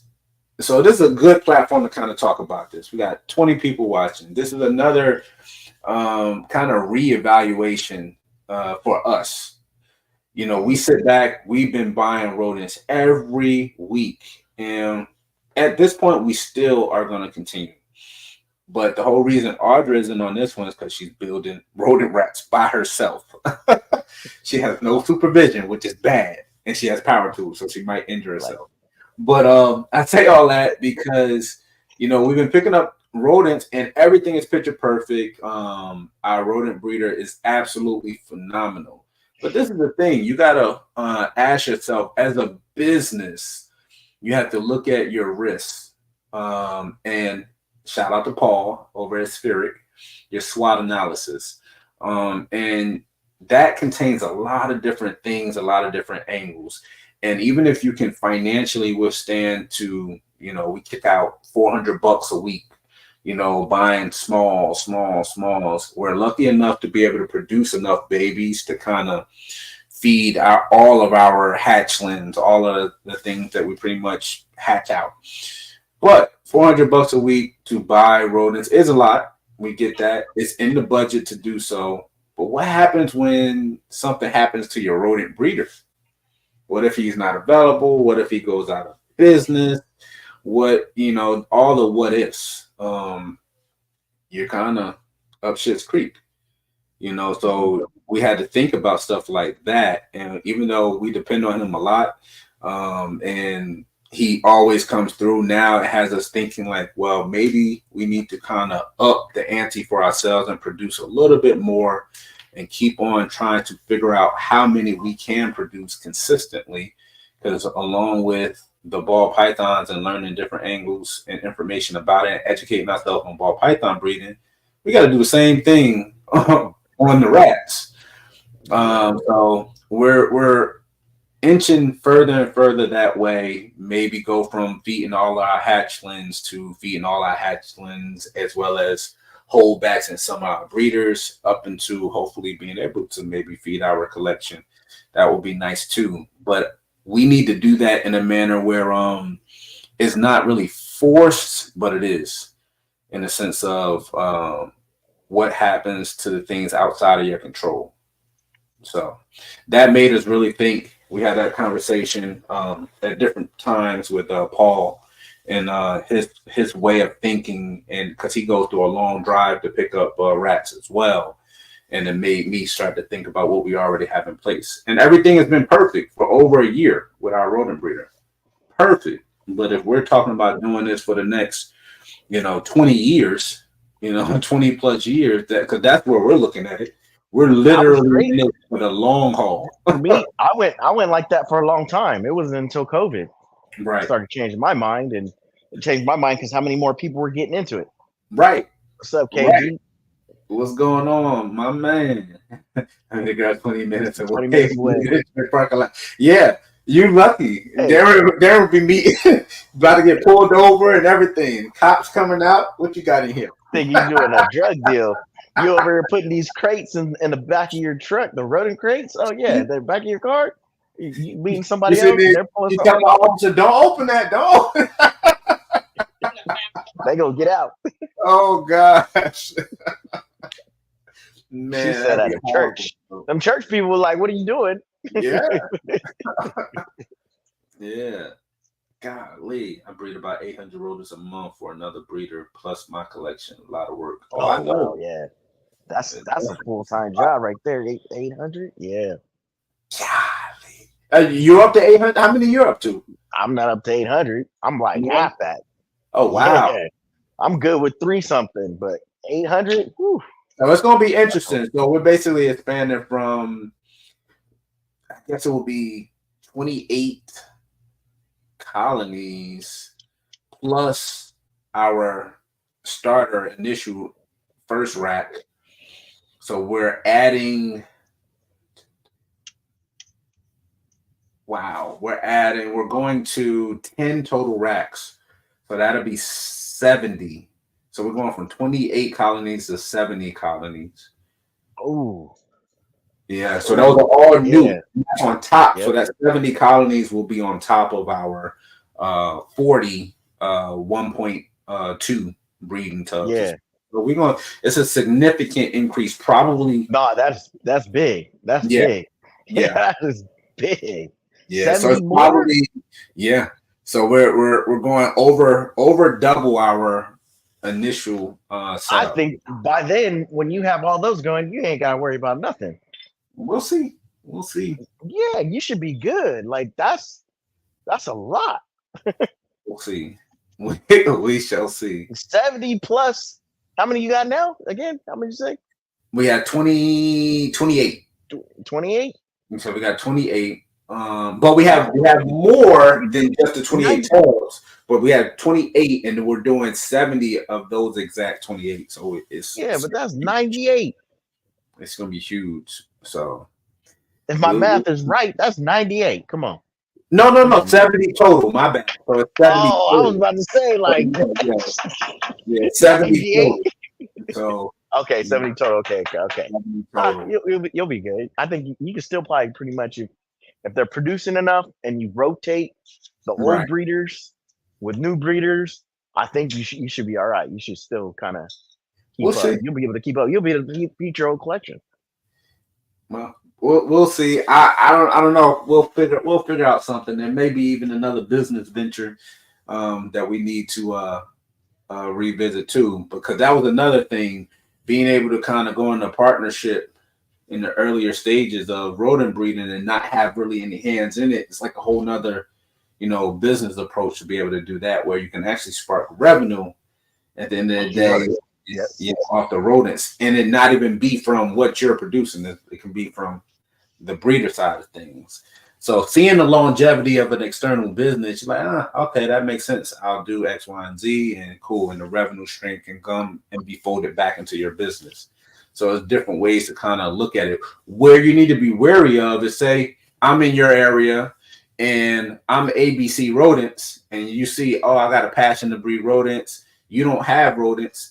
You're a big breeder, and now you're going to come exclusively to me. Now, I'm doing great for the first 6 months, and then I tell you, hey, instead of you paying $500 a week to come get your rodents, you pay 10 grand, you buy in, cool, I utilize that money, build racks, expand, do these things, blah, blah, blah. And for the first entire year, your rodents is free. Mm-hmm. Now, would that work? Yes and no. If you just met me and I'm Joe Blow and I close the doors in 2 months, you out of 10 grand. So it's pretty much you are. It's very, very complicated to kind of figure all that stuff out. Very complicated. Have you ever had one of your rodent breeders want you to kind of like invest in them, or they always kind of did their own thing? No, they've done their own thing. That's no. because they had employees and everything. Yeah, they've done their own thing. Yeah. And that's a So smart way. That's a smart yeah, way because then you have an external source that kind of owns some type of equity in whatever you're building. yeah. But I mean, I've even had them where certain times of the year because they're using AC charge more than other times. That's You wow. know, the winter time. So it was like changing prices was changing gas prices. It's like, come on, man, really? Yeah. Now, as a breeder, and that did that kind of ignite you to kind of want to get your thing going faster? It give you a little bit more motivation. No, not really. I was like, yeah, okay, whatever. I'll just, yeah, because I didn't want to do them. Right. Didn't want to do them. I didn't want to feed these things, take care of them. Now I'm like, okay, that really pushed it. Which now I'm happy. We have a love hate because I hate cleaning Mhm. them, but I love turning around and saying, here you go. I can go over there, open the tub, and feed. Right. Right. Accordingly. And it's also where I see females, the females looking at me like, okay, open the tub. Oh yeah, she'll eat right now. I'm gonna throw an extra meal in there. But if I see her, she in the bag, and she like, I ain't even worried about nothing. Okay, you don't really want to eat an extra meal, versus them Yeah. feeding them every week. I'll feed them Yep. twice. Morphic. Yeah. Actually, it's 4 females in each. But yes. Yep. 4 females in each of the 70. Yep, 3 females. I'll do 4. Yeah. That's what I'm I'll doing do four for. females. Yep. Hey, And KG. I see, hope. even I KG hope. said it. I I said hope. that. I hope it's plenty. You It have to. is. It's I plenty. hope. Honestly, it sounds crazy. So this is my whole story. I probably wouldn't even freeze them. I'll Maybe feed double. after a couple bags, maybe freeze them. But after that, I don't know. I'm just so helpful. I would probably revert back to anything I'm just literally overflowing with, and just literally just go to my rodent guy. Well, the biggest scare that I had was kind of like not even just feeding; it's the retirees Right. not having Yeah. big enough animals that eat the Mhm. retired ones that How's are that done going for because you? Do you it's have that fine right cycle now. going? It's fine right now, but once I start getting rid of more breeders, I'm gonna be like, okay, what am I gonna do with these? So what Freeze I've them. been told, I don't know if everybody listening to this portion of it. What I've been told, I haven't put into effect just yet. When you need to have pretty much, especially when it comes to your males and your females retiring breeders, you need to have an entire. How many levels are your colony racks? Are they 7 levels? 6 levels? They're 10, 10. 10 levels, 10 levels, Golly. 10 Yeah, see, levels. ours is 7. Yeah. Ours is 7 levels high. But I use a ladder too. I still got a ladder for that. But yeah, golly, that's awesome. All right, so he said basically have 2 racks. I don't know if you have enough racks yet, but 2 racks literally dedicated to all females. So you have 2 full racks for all females, pretty much growing out in colonies without any males. And then you'll yep. have 1 rack, 1 full rack, literally of males growing out. And you'll cap off how many males. He said if you're males, I haven't tried it. He said, but if you have males growing out at the same size, they won't fight. They won't nothing. He said they will literally just sit in there, eat, as long as there's no females in there. He said Yep. literally just leave them in there. You could put 5 males in there, just grow them. Yep. And when you need to move one and replace a breeder, boom. So you have 2 full racks of females growing out all the way to ready to need to replace another breeder, and do the same thing with the males. So as long as you keep those 3 racks sexed and completely separate, you won't have any issues, and you will always have females literally on tap to replace. Now, he did say you can't replace your entire collection of females all at one time. You got to do it No. in. Yep. You got Spurts. to do it in spurts. Spurts. So, Yes. So what I do, I use my 70 series tubs. I'll grow my mhm, females and I'll grow my males up. But I use less males than I do females, right? So right, my females, I might have 3 tubs full of females that I'm growing up, right? And then right. I'll use 1 tub for males because males they grow faster and they're ready to breed. It You're seems gonna like have to faster. expand that. You're gonna have to Yep. expand that because of how many colonies you have currently. You're gonna have to. So Well, when I they retiring, they're gonna almost retire back to back to back to back to back. close And enough, but I kind of rotate a little bit, So there might be some breeder females that are in with a little bit younger females, right? So Okay. those females that I know that are close to retiring, those are females I'll start switching out for other females. I'll look at them. I even That's do that with the African softers. that's gonna be a question for you. I, I well, I don't know. I we don't sell I anything. don't sell any at all, but I Yeah. know with my rat guy, he doesn't do ASFs at all, even though you can do them in South Carolina. He only does rats and mice, and he does it full time, and he has 2 employees. So he's killing it. And he does a delivery service where he bought a delivery van, and he actually goes on like 6 hour rides. He actually pays a driver to do a delivery. So he's making bank breeding rats and mice. He's definitely making bank. Appreciate you, Isaac. Really, really appreciate everybody tuning Yeah. in. If you tuned in late, guys, what's going on, Bosa? Isaac Definitely. doesn't miss a show. Oh, definitely not. I love it. I love it. Love all the interaction and the engagement. But if you tuned in late, I know we kind of got off running on different topics. But tap in with Windy City. You're going through a very, very rough time. Juan, he's having a very rough Sunday. His wife was involved in a major car wreck. And they need your prayers. They really, really need your prayers. We're going to reschedule him to have him on, but he put the information out there and told us we could let it be known. But tap into him. If you have his phone number, text him. If you don't even know him, message him on Instagram. Just let him know that you're praying for him. It really, really would mean a lot. Yeah. So I'm saying about price. Okay, I read that one. Yeah, I think the profit margin is huge though on rodents. It really is. Your consumables to a certain extent is low. I know he buys his bedding and rat feed by the pallets, plural. Yeah. He has an 18-wheeler come down to his property, and I think his like feed bill every month is something like $5,000 in feed and bedding. That's a lot. Okay. And I think I'm not, let me not say every month. I think it's bi-monthly. So every other month, that's his order.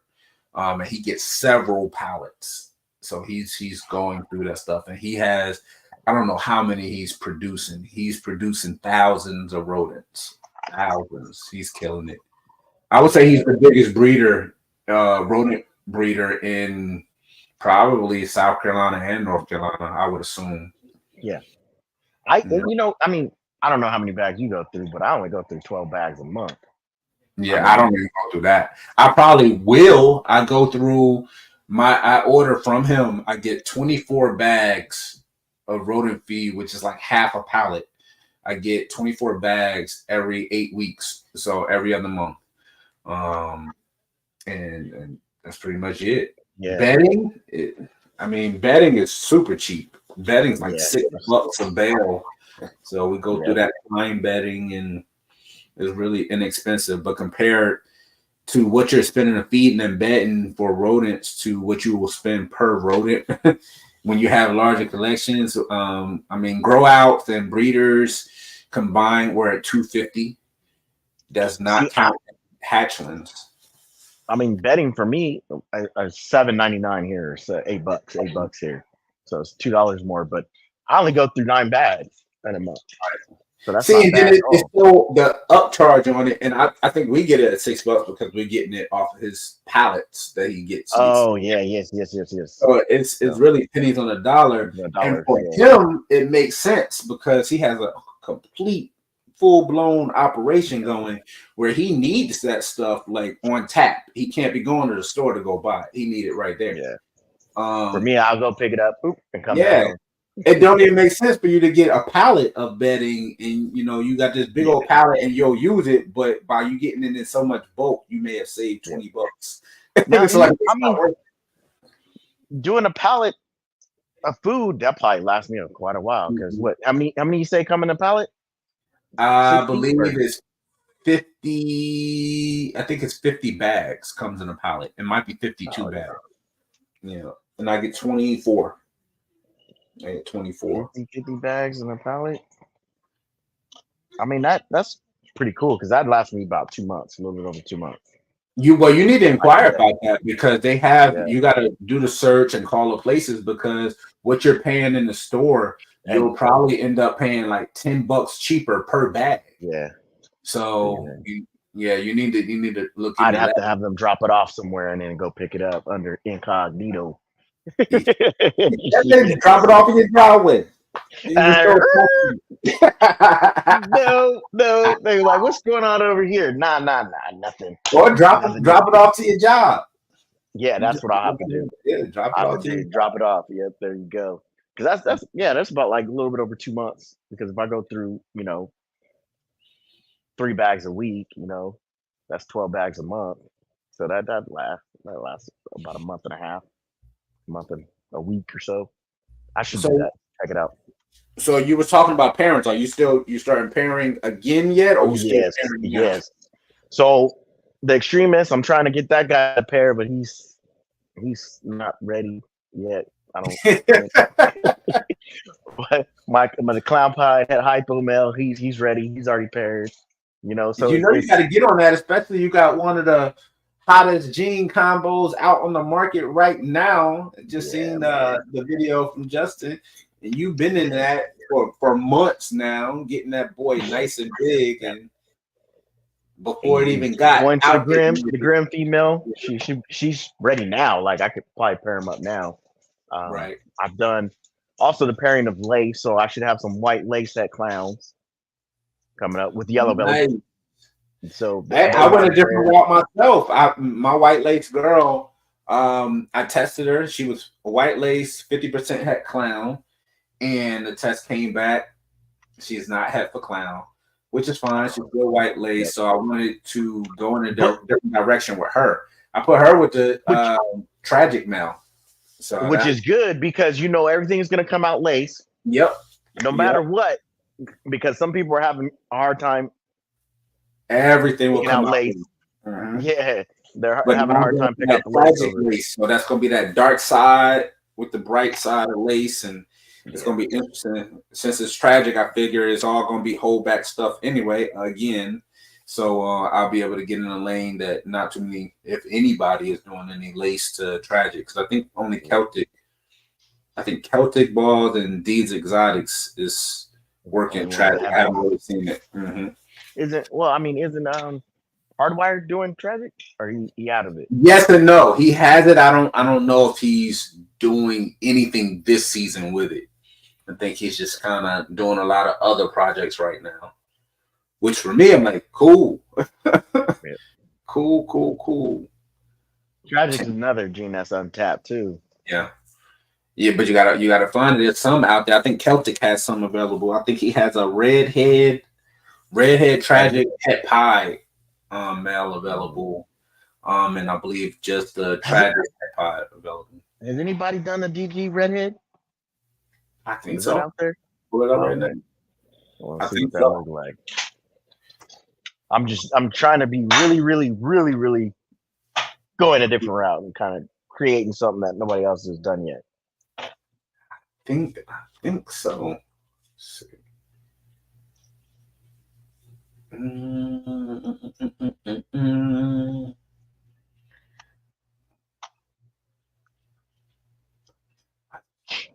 No, I guess not. I thought I seen it. Maybe I seen it on World of Ball Pythons. I had to look that up. Hey, are you having an issue with World by Pythons, man? Yeah. I don't know. Oh yeah. My little screen Major. is coming. I'm like, what's going on here? This is supposed to be the blueprint of everything. Yeah, I and don't know. you probably see anything. There's been a handful of het desert ghosts sold on Morph Market, but I could have swore I thought I saw a desert ghost redhead on World of Ball Pythons. But I it's know been probably be like a lot, but somebody needs to take over because it doesn't seem like it's the same anymore. World of Ball. Oh yeah, it's been fell off pretty much since we got in it. It's kind of been down. Yeah. That used to be the spot. If you wanted to see a combo before, I mean, like, if you're trying to make it and see if it was made already, that was it. Now you go through there and it's a whole different story. It doesn't even look the same. Usually you could put in the animal at the top and it'd show up anything that was close to it. No. And It's no, always yeah. the same thing. shoot, you could research stuff and not find it, and then somebody else send you the actual link to it. They're like, "Hey, here it is," and you're like, "Wait, I looked up the same exact I thing." looked up. I was on there. I didn't see it. Yeah, I agree, Morphic. Morphic, I agree. They fell off big time. He said they don't use it. He said it That, sucks. that was a spot. World first. World first. Go look at it. World first. Yeah, nah. I No, think a lot of no. people get a lot of flack for, man. I'll be honest with you, man. With everybody, I think it's very rewarding to kind of hit a world's first. But even It is. but you don't know a lot of the time. Maybe somebody else hit it, and inadvertently, you say, "Oh, okay, cool, I hit a world's first," and didn't know that one or two or five other people out of the millions of people in the world hit it. Like, I still think that's kind of cool. I get it. You didn't hit it first, but you're one of the very few to hit it, and it's going You to might be the first one to show it off, and everybody else is undercover about it. right. So I think it holds some validity. It kind of keeps the excitement with whatever project you maybe where it can be the world's first incomplete dominant, combo of this that. I think it's still cool because it draws some attention and has some validity to that project. Yeah. Like, it validates it. It's like, okay. It does, especially if you post it up, then people will start sharing it and everything else. Oh, okay. It was a world's first, But I think we all need to come together, and I get it. Some of it is cheesy, No, we're never trying to say, "Hey, we made the world's first, and it's better than everything that you've seen." It's like, it's not that type of cocky show. It's like, we want to show it off. We want to do our research, do our due diligence, and hopefully show it off in a manner that's going to make it interesting for somebody else to want to get into that project. I think that's not like a jealousy or anger thing. It's just more of a, hey, look, this gene can work. Check out this. I posted the Super Pastel. Shut up, Darren. The Super Pastel Spot Nose Stranger. Where's Pat? I know, right? Spot Nose Stranger 50% double head puzzle clown. And I did a ton of research trying to see who else had produced Super Pastel. Nobody did, huh? Stranger. Haven't seen it. And it looked amazing. It looks like it could be Xanthic. And people are like, Super Pastel. That's why they're running from it. And that's another reason for nobody to hit it, because of Super Pastel. People are trying to just weave out a pastel, which, I mean, man, some of these Super Pastels, they do look good. I've seen, I produced some. Even this season, I hit some Super Pastel. People thought it had DG in it. And I was like, nah, no DG, not at all. And it looked clean as a baby, which I don't expect it to brown out, which is a possibility. The mom never browned out, so I don't think this one is going to brown out. But that's interesting. And what was the combo? It was just Mojave Super Pastel. At pie. That's it. This is the one I found. I had to pull it up. It looks simple. It looks simple, but it's doing something different with the pattern. That one right there. That thing looks crazy. Can you zoom in on it? Crazy. Yeah, I got you. Your hand is taking up the whole screen. Jerk. Somebody has said that too. They said, "Dang, how big is your hand?" I'm like, "Little hand." Literally fresh out the egg. Literally fresh out the egg. It made that palm look huge because it's not even fitting in your palm. And with that combo, I didn't post the other pictures of it, but that one, that's that combo: Super Pastel, Spot Nose Stranger. We also hit the Super Pastel, Spot Nose Stranger, Orange Dream, and literally all it did was make it orange. Orange. And it's really, really cool. Really, orange a lot more. Yeah, you can see the full stripe. Mm-hmm. Yeah, I'm gonna full stripe. Orange tint to it. Let's see that orange tint to it. And that sucker has full of yolk. Oh yeah, fat little babies. Yeah, I seen some really, really cool Super Pastel combos too. I love Super GH out too. It's very interesting. The only problem, like we always say with Super Pastel, it's not always just the appearance. That snake that I just showed off was absolutely gorgeous, gorgeous.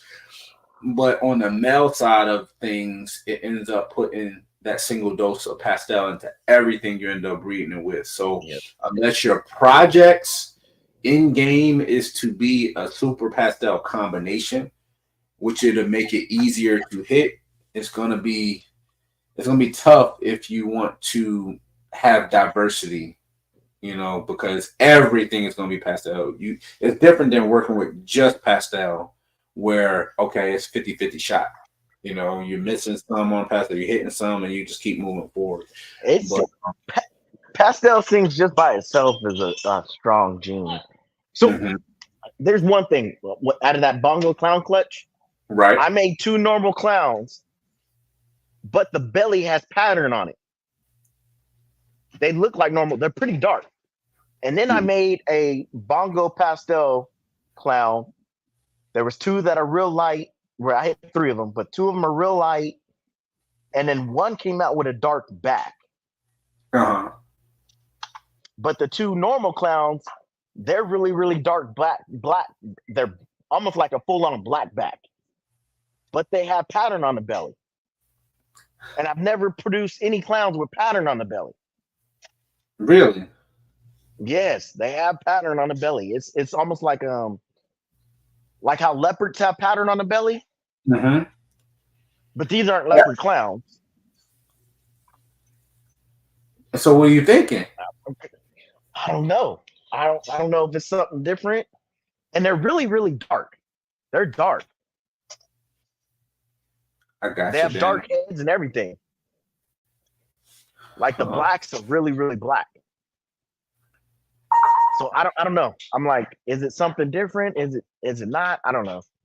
But also they're 50% head hypo too. So I don't know if the hypo is brightening these other ones up. And then Right. the head hypo isn't. The Huh. non-head hypos are darker. Right. Because I've seen any of the hypo, like any head hypos, you can kind of see them being a little bit lighter than are normal.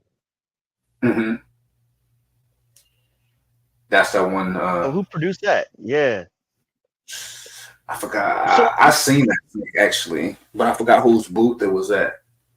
That's the one Ben is talking about.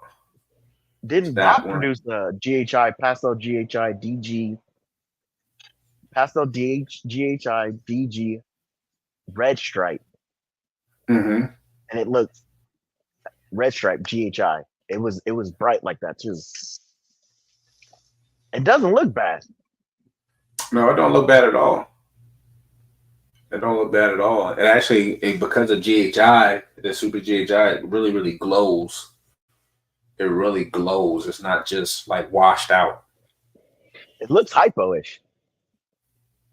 Like it has a Well, hypo to it. Super GHI gives you that kind of that effect Hypo. anyway. Yeah. Mm-hmm. It gives you that effect anyway. Yeah, I've only seen stuff that close. Some kind of golly, what a combo. Yeah. A banana spot nose calico yellow belly. Mm-hmm. Also hypo and het clown. Yeah. Jeez. Morph Jungle. Banner said it was at Morph Jungle's booth. Must be. Okay. Oh yeah. He's the one that ended up buying a collection from the guy that created GHI, that brought GHI. So he has a Have you been lineage of GHI. Has anyone offered up collections to you lately? Nope. Nobody. No. I haven't seen anything. Yeah. I've just seen like racks for sale everywhere. Yeah. A lot of people were selling their racks. You need to sell your racks. In California. They're not in California though. These guys are out of state. There was one, Corona. That's Corona. Exactly why you in California need to sell your racks in California. So you'd be one of the only ones in the Bay Area. Right. Yeah, I could. Because you got how many? You got 3? You got 2 or 3? I got three FB70s. FB70s. And then 2 of them are 11 high. And then 1 is 10 high. Jeez, yeah, you need to move those so you can replace those with the 40s, FB40s. I'm gonna have to empty them out. I got. And I spoke to somebody else down in Daytona. We weren't the only ones that had issues kind of closing the deal with Freedom Breeder. They leaving a lot of money on the table, Well, they weren't not at the getting. show. I didn't get around. It was just literally that Oh, crazy. I didn't get around. Even Billy Rice, he came over. He came and hollered at us. Shoot, we picked up the 2 orders we had from him. We literally had bathroom runs back and forth. It was that busy. It was a really, really good, a positive show. It was really good. It was really good. But ordering and everything online and all that other stuff, when we was getting our racks, that was our only reason we initially moved over. I told you the ARS. I was yeah. waiting forever. I was messing. I even had Jesse's phone number. I'm trying to call Jesse and text him, because I couldn't place an order. Like, how in the world? How do you financially get that well off where you're like, oh yeah, I got a few thousands of dollars in orders that just make them wait. Like what? That's crazy. Yeah. And we weren't the only ones. Apparently, there's several other people that's been trying to order but you said that it was ran better when the dad had it, right? Yeah, when the dad was there, he was on point. He was on point It with was on everything. Yeah, he was on point. I mean, he still has his hands in it, but he doesn't. He's not in the States anymore. Gotcha. Yeah. Hopefully they pick up the customer relations, customer service side of it. Because shoot, looking at Vision, they coming. Vision Products is That coming. I mean, even the quality of their video had me Yeah, sold.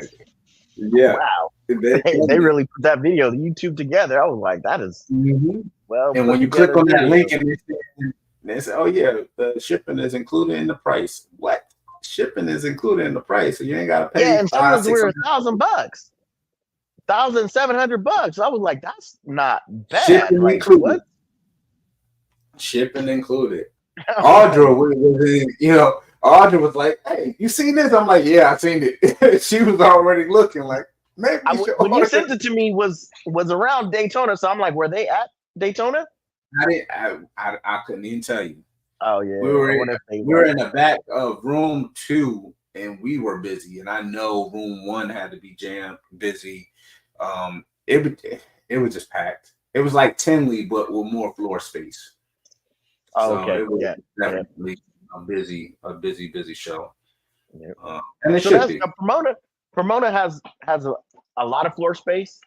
Mhm. You know, a lot of people show up, but it's not as crowded. Okay. And it's probably because Finley is kind of crowded. Because there's not as much floor space. See, So but it is might have Pomona the same. or Anaheim the one where they said they have a huge show, but in the same complex they also have like a what is it Pomona. like? Is it Pomona? They have another Yeah, show like yep. going There's on. another show on the side. So there was a bird show. They had a bird show and a Right. fish That's show. what it is. Yeah, Yeah. I showing a bird show at the same time. But man, that parking lot for that is huge. It's huge. You want to try to get to the front, otherwise you're hiking to get into the facility. You're gonna be hiking anyway. You gotta take Yeah, 2 whatever. steps Guy. every regular person. Hey, I walk pretty fast. I mean, I always Actually, you do. yeah, I walk pretty fast. Probably because I was always getting left behind, so I didn't want to be left behind. So now my body's like, oh, we naturally got to step to keep up. Oh yeah.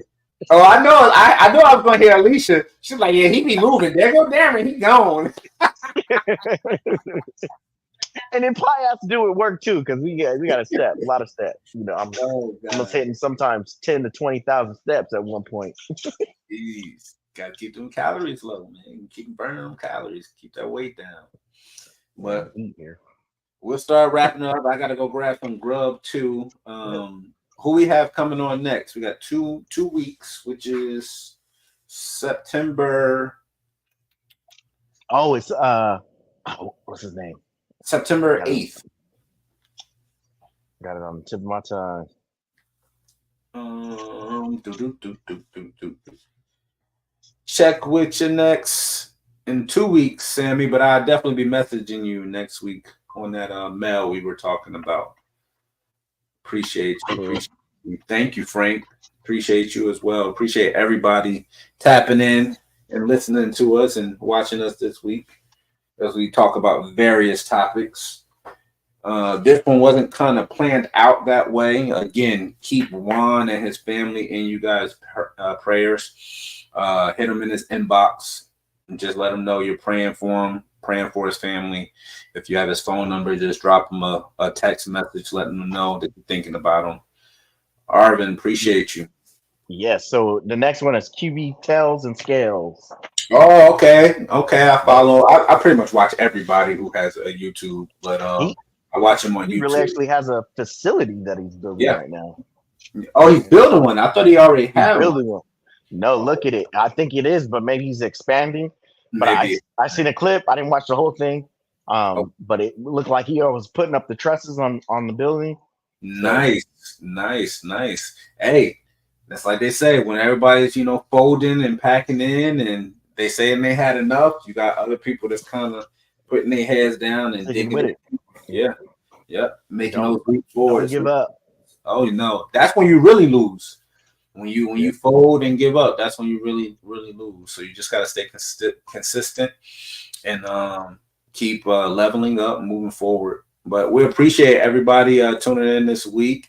Hopefully, it's been entertaining for you guys. It's definitely been informational and educational for myself. We learned a lot about IBD and NITO. We were talking about different topics today. And again, we're coming up with some different topics when we have these last minute mishaps like we had today. But definitely pray for Windy City.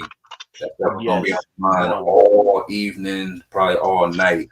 Hopefully we can get an update from him maybe later on and just let us know that his family is doing okay. But tune in with us on the 8th, and we'll get QB on. And we'll talk because he has beardies and ball pythons. So that's going to be an interesting one as well. And he's been doing it for a little bit. So he started in with the hognose too, didn't he?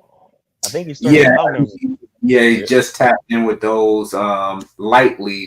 He's not really deep in them, but he's deep in the beardies and the ball pythons and certain projects. So it's going to be an interesting interview. So interesting live, but hopefully everybody enjoyed it today and enjoy your evening this Sunday. And we will see you in another 2 weeks. Later, everyone.